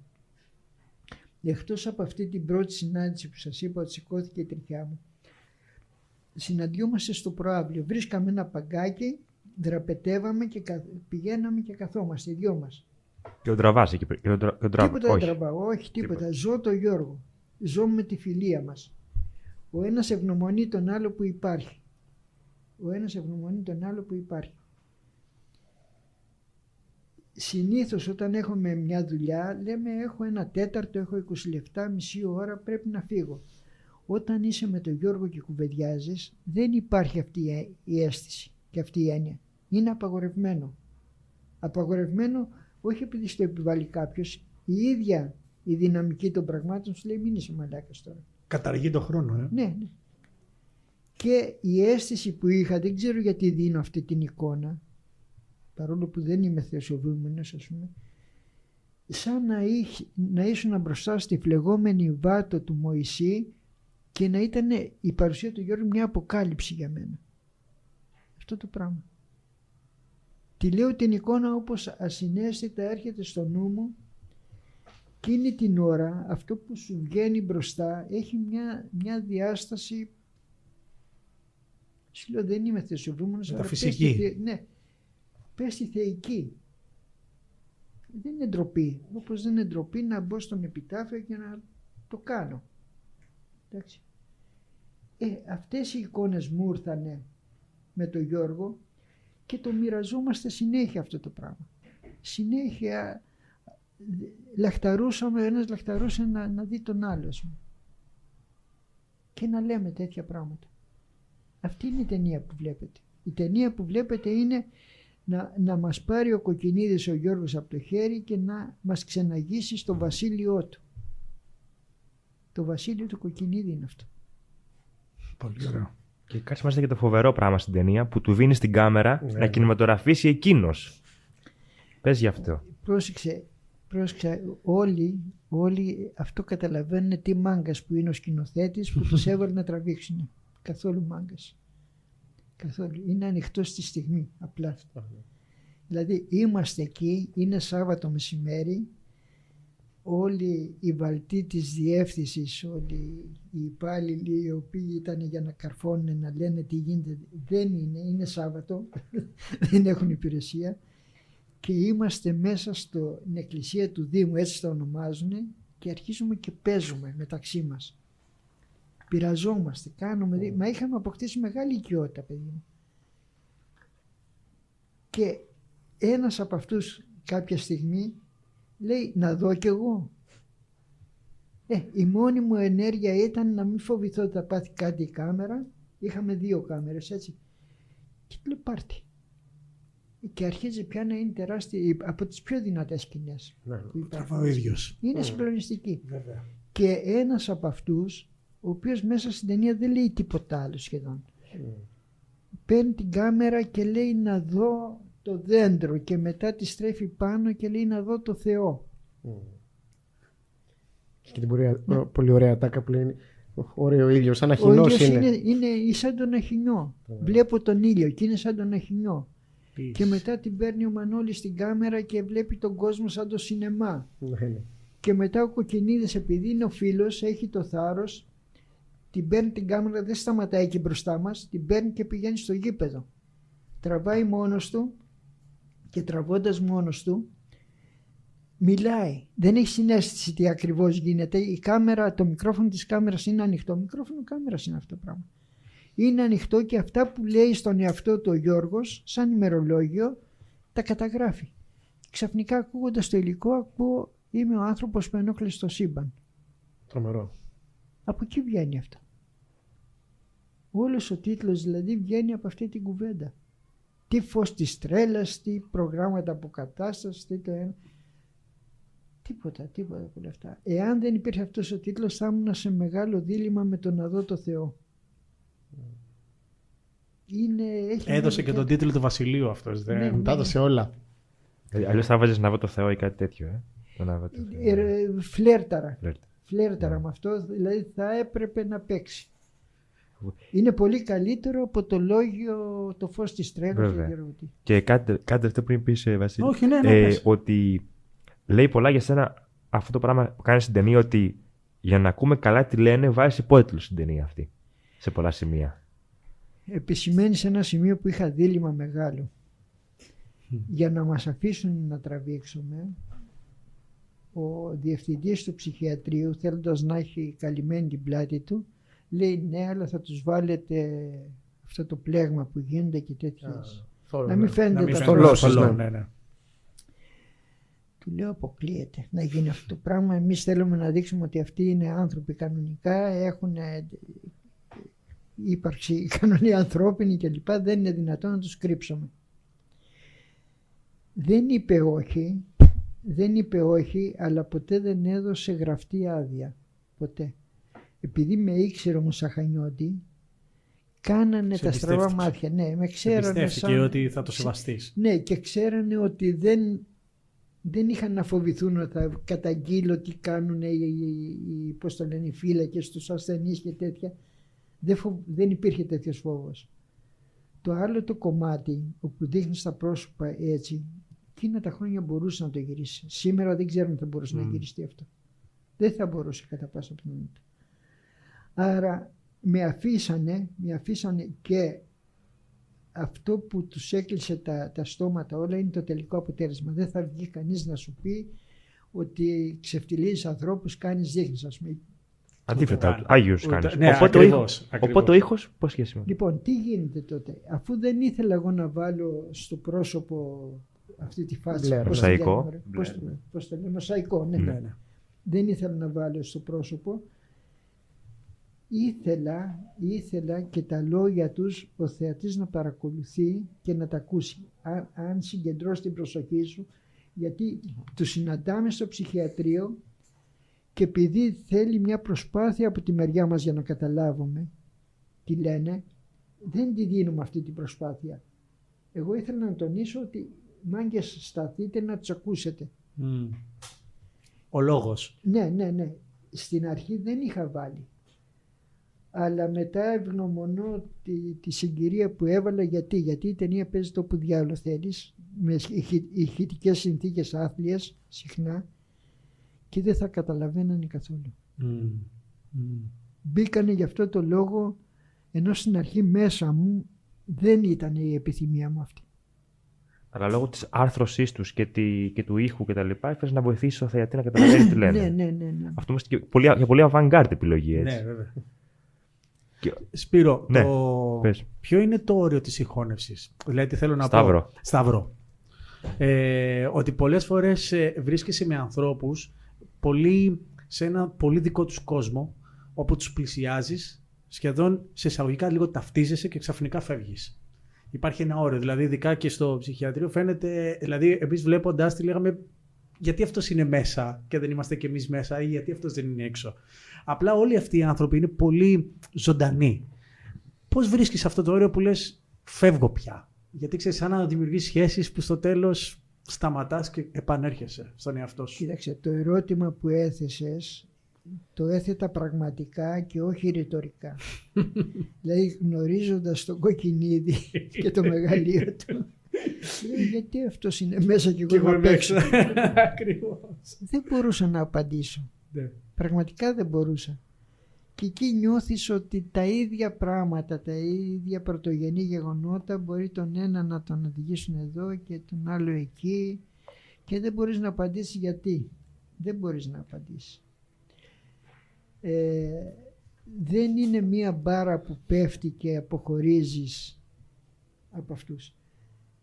Με όλα σχεδόν, με όλες τις ταινίες διατηρώ μακροχρόνια σχέση με τους ανθρώπους.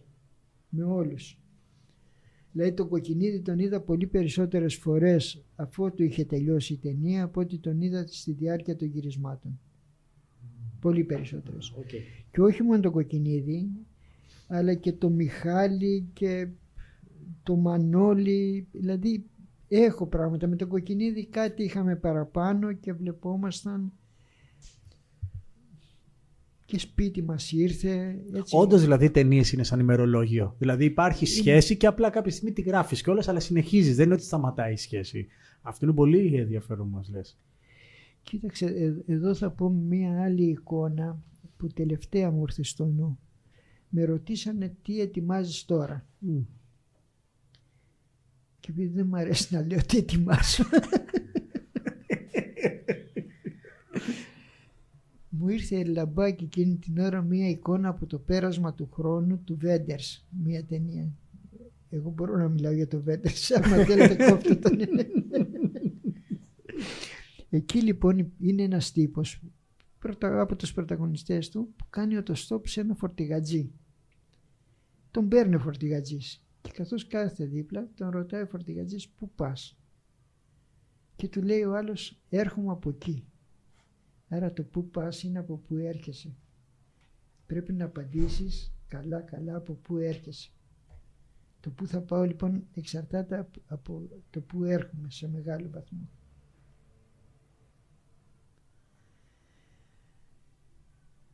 Και δίνοντας αυτή την εικόνα καθώς το σκεφτόμουν, λέω ρε παιδί μου τι κάνεις στην πραγματικότητα. Κάνεις οτοστόπ σε διάφορους ανθρώπους στη ζωή Και λες πάρε με μέχρι εκεί, πάμε μαζί μέχρι εκεί, σε αυτή την πορεία. Μέχρι που ακριβώς θα φτάσετε δεν το ξέρεις, εξαρτάται από σένα, από αυτόν και από τη σχέση που έχετε, που δημιουργείτε. Και μετά όταν σε έχει πάει μέχρι ένα σημείο κατεβαίνεις και κάνεις καλό το stop και πάει λέγοντας, ας πούμε. Δηλαδή μπορείς να περιγράψεις όλη αυτή την πορεία και τη ζωή μου σαν πουλάω το stop τέτοια. Τι μήνυμα μπορεί να έχεις από το stop αυτό? Ξέρω εγώ. Άρα πιστεύεις ότι υπάρχουν άνθρωποι οι οποίοι οδηγούν και εμείς τους ακολουθούμε? Πιστεύεις δηλαδή, σαν να θέτω ότι πιστεύεις ότι και εσύ είσαι το stop για κάποιους? Ναι, σίγουρα γίνεται αυτό το πράγμα. Σίγουρα γίνεται. Σε αυτή τη διαδικασία του το stop δεν είναι μόνο σήμαντη η ρόλη. Δεν είναι ξέρεις, ο οδηγός και ο άλλος απλά είναι ένας άβουλος συνεπιβάτης ο οποίος ακολουθεί. Είναι δυναμική η σχέση, πάρα πολύ δυναμική. Πάρα πολύ, αλλά δεν σταματάω σε θέματα, η επικαιρότητα, σκέρατα, όλα αυτά τα πράγματα, μηνύματα. Εντάξει, βγάζουν κατά καιρούς, λένε διάφορα τέτοια, αλλά δεν με αφορούν, ρε παιδί μου. Ναι, δεν κάνεις ταινίες εννοείς για να πεις κάτι. Υπό την έννοια, θέλω να σου πω, μην κλέβετε, να είστε καλά παιδιά ή ηθικές ηλικιότητες, ναι. Άρα και στο ψυχιατρίο πήγες με την κάμερα και απλώς τραβούσες κάθε μέρα αυτά που έβλεπες και σου τραβάγαν το ενδιαφέρον, έτσι. Δεν υπήρχε προετοιμασία άλλου είδους, πέραν της συζητήσεων σου με τον Κοκκινίδη. Κοίταξε, εδώ κινδυνεύει το πράγμα να νομίσουν οι νέοι συνάδελφοι ότι πας χύμα όπου να είναι και τραβάς ότι βρεις μπροστά σου. Είναι ψέματα. Ναι. Είναι ψέματα. Χωρίς να ακουστεί περιαυτολογία, πριν βρεθώ στο ψυχιατρίο να γυρνάω, είχα ξεσκονίσει αρκετό Φρόιντ και αρκετή αντιψυχιατρική και δεν ξέρω εγώ τι. Αρκετά πολλά αυτά τα πράγματα.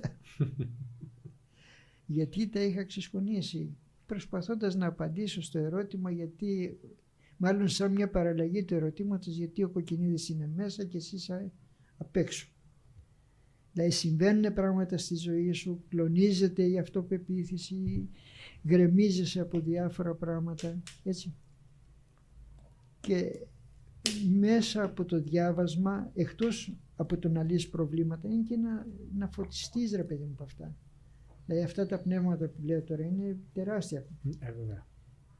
Ουδόλως με ενδιαφέρει αν εξακολουθούν να ισχύουν έτσι οι απόψεις τους ή όχι. Είναι άνθρωποι οι οποίοι είδανε τον κόσμο με μια οραματική διάσταση.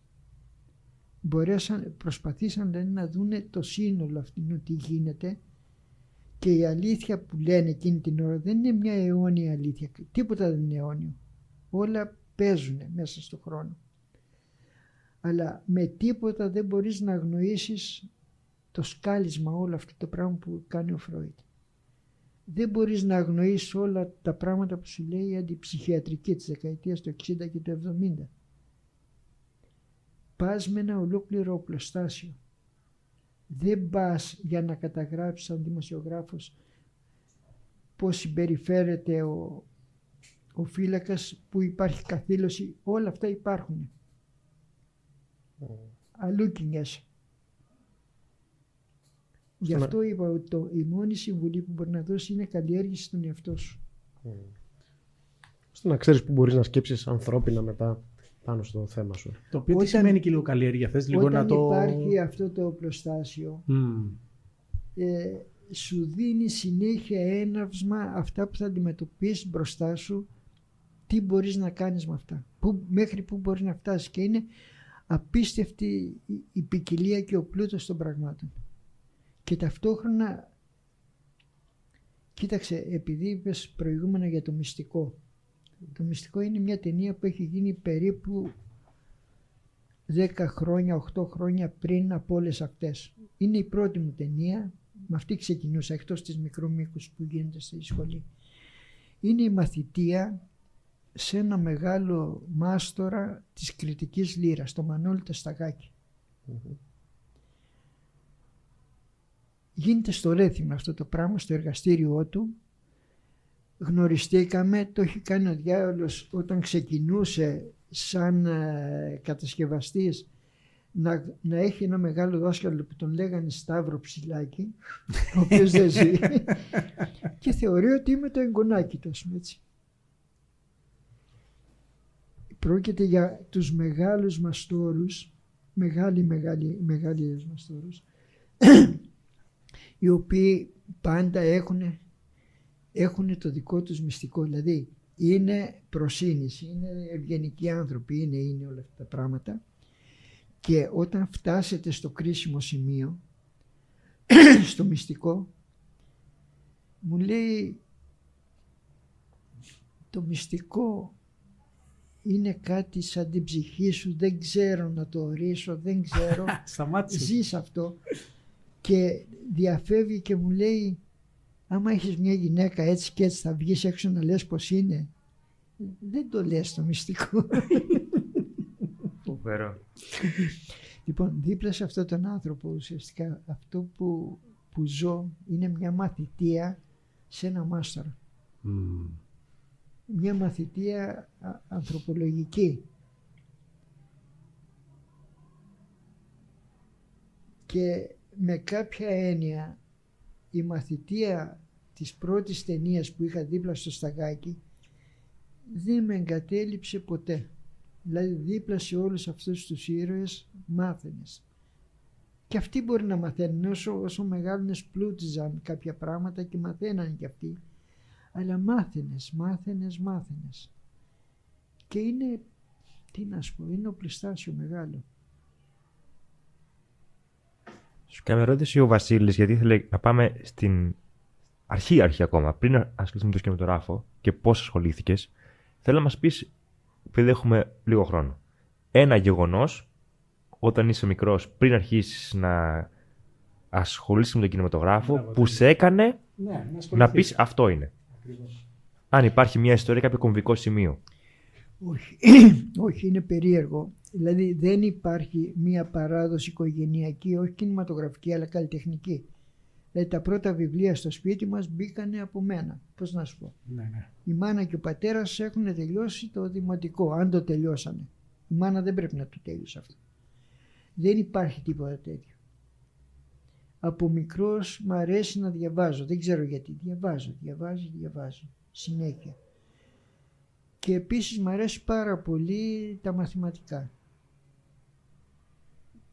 Λατρεύω τη γεωμετρία με τα χρόνια και οι καλοί μαθητές εκείνης της εποχής πηγαίνανε, δίνανε στο Πολυτεχνείο. Έτσι βρίσκομαι μηχανικός στο Μητσόβιο.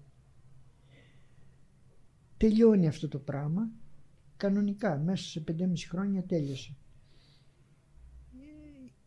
Αλλά ο μόνος λόγος που πήγα είναι επειδή μου άρεσαν τα μαθηματικά. Δεν ήθελα εγώ, δεν είχα ούτε οικογενειακή παράδοση μηχανικών, δεν είχα τίποτα. Ούτε με ενδιαφέρει να εμπορεύουμε πράγματα. Αλλού είμαι. Ναι. Είμαι αλλού. Και ευτυχώς παίρνω την κρίσιμη απόφαση ότι παιδιά δεν θα κάνω αυτό.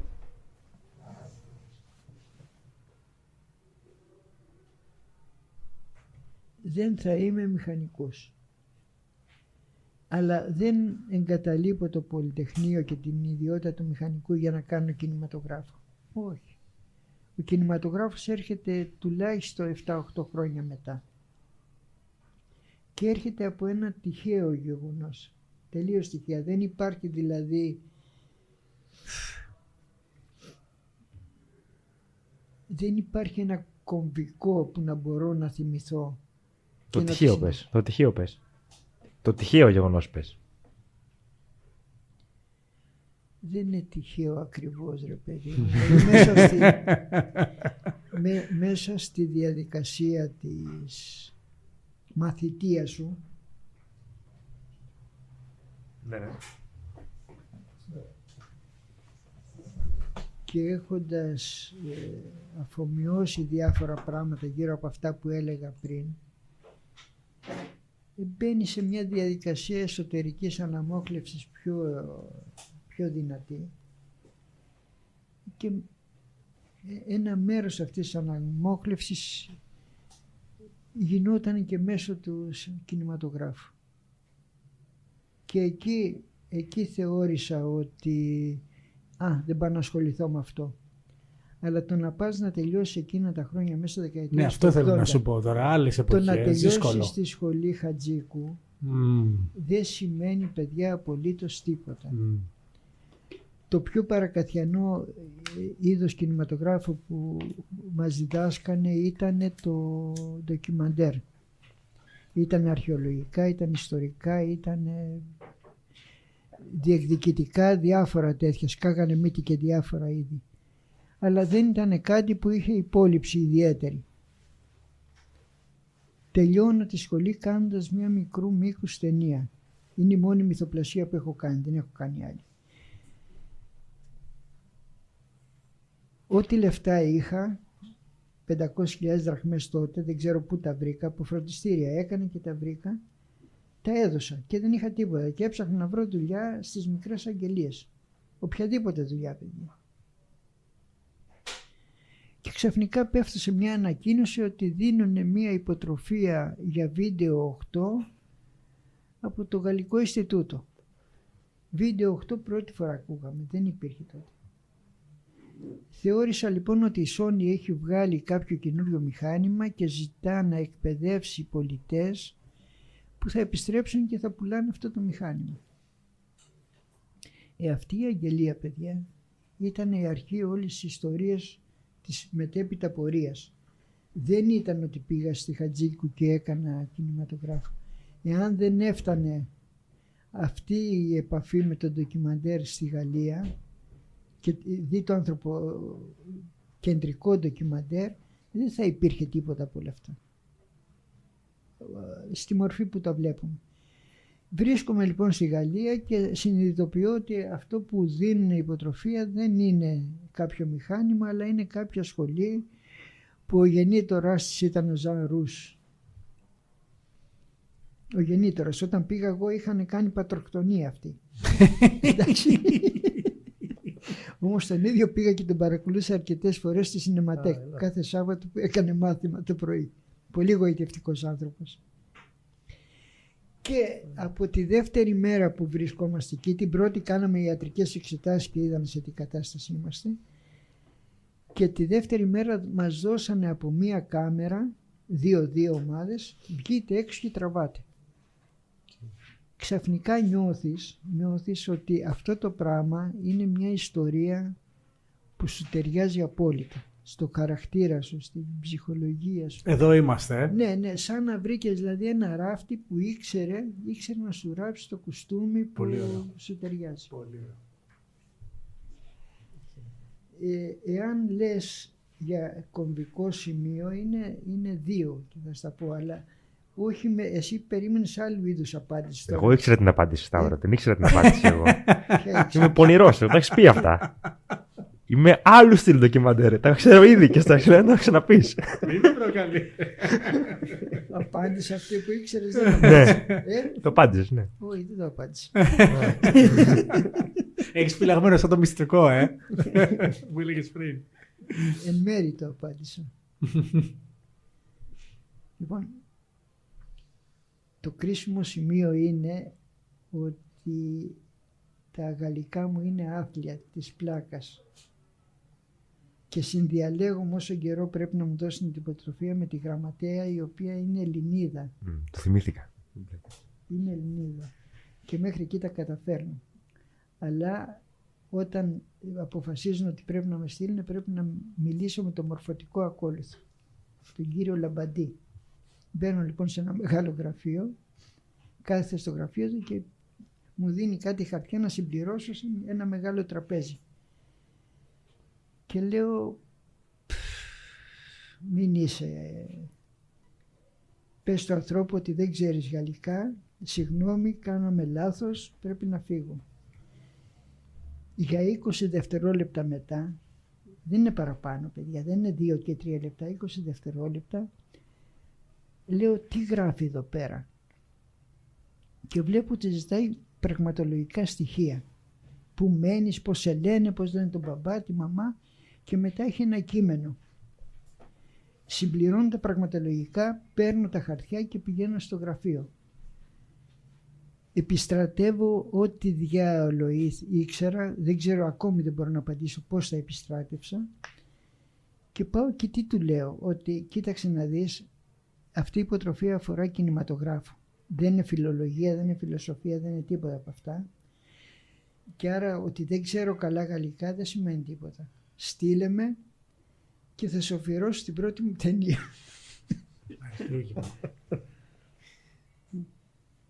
Πρόσεξε τώρα, ένα τσάκι είναι που θα μπορούσα καν, ας πούμε, να του είχα δώσει σε μια έντιμη αντιμετώπιση, να του είχα δώσει την κόλλα και να του πω για χαρά και τέλειωνε. Δεν θα είχα έρθει σε επαφή ποτέ με το ντοκιμαντέρ και δεν ξέρω ποια θα είναι η συνέχεια, δεν έχω ιδέα. Και αυτός ο άνθρωπος, είτε οι παιδί τα μάτια τον πείσανε, αυτά επιστράτευσα τώρα, είτε τα μάτια τον πείσανε, είτε δεν είχε άλλη λύση, είχαν καθυστερήσει να ανακοινώσουν την υποτροφία, μου λέει πήγαινε. Δεν του άφησε επιλογή. Δεν του άφησε επιλογή. Ό,τι θες λες τώρα, δεν ξέρω. Είτε κάπως κάνεις τους ανθρώπους να σε εμπιστεύονται. Ακριβώς αυτό θέλω να πω. Στο δικό σου σύμπαν πάντα υπάρχει ένας άνθρωπος κλειδί, σαν και το ψυχιατρίο, που σου λέει προχώρα. Εμπνέεις και δίνεις εμπιστοσύνη. Ευχαριστώ για αυτό που λέτε, αλλά... Η ζωή σου το λέει, δεν το λέει. Εμείς απλά το βάζουμε με λέξεις. Και κάπου εδώ τελειώσαμε κιόλας. Φτάσαμε στο τέλος σήμερα. Ακριβώς. Ήταν υπέροχη κουβέντα. Σας ευχαριστούμε πολύ. Εγώ σας ευχαριστώ πολύ. Ευχαριστούμε πάρα πολύ. Ήταν πολύ χορταστική. Θα δούμε και την τελευταία ταινία και θα σε πάρουμε τηλέφωνο. Εννοείται, και να πούμε, να δείτε τις ταινίες του Ψηλάκη και τις δύο ταινίες. Ο δρόμος δεν υπήρχε, άλλος δρόμος δεν υπήρχε και ο άνθρωπος που ενόχλησε το σύμπαν, που υπάρχουν στο YouTube αυτά. Σταύρος Ψηλάκης στο κανάλι του στο YouTube. Να κάνουμε κλήρωση όσοι τη δείτε και θα κληρώσουμε ένα βίντεο. Μπράβο. Και στο Σινόμπο επίσης θα δείτε. Σταύρος Ψηλάκης, ευχαριστούμε πάρα πολύ. Ήταν τιμή μας. Και ελπίζουμε να πέρασεις καλά κι εσύ. Εγώ ευχαριστώ και το καταλαβαίνετε πόσο καλά πέρασα από το σταματήσαμε να μιλάμε. Ακριβώς, γλιστρίδα. Γλιστρίδα. Καλό βράδυ σε όλους. Καλό βράδυ. Γεια σας.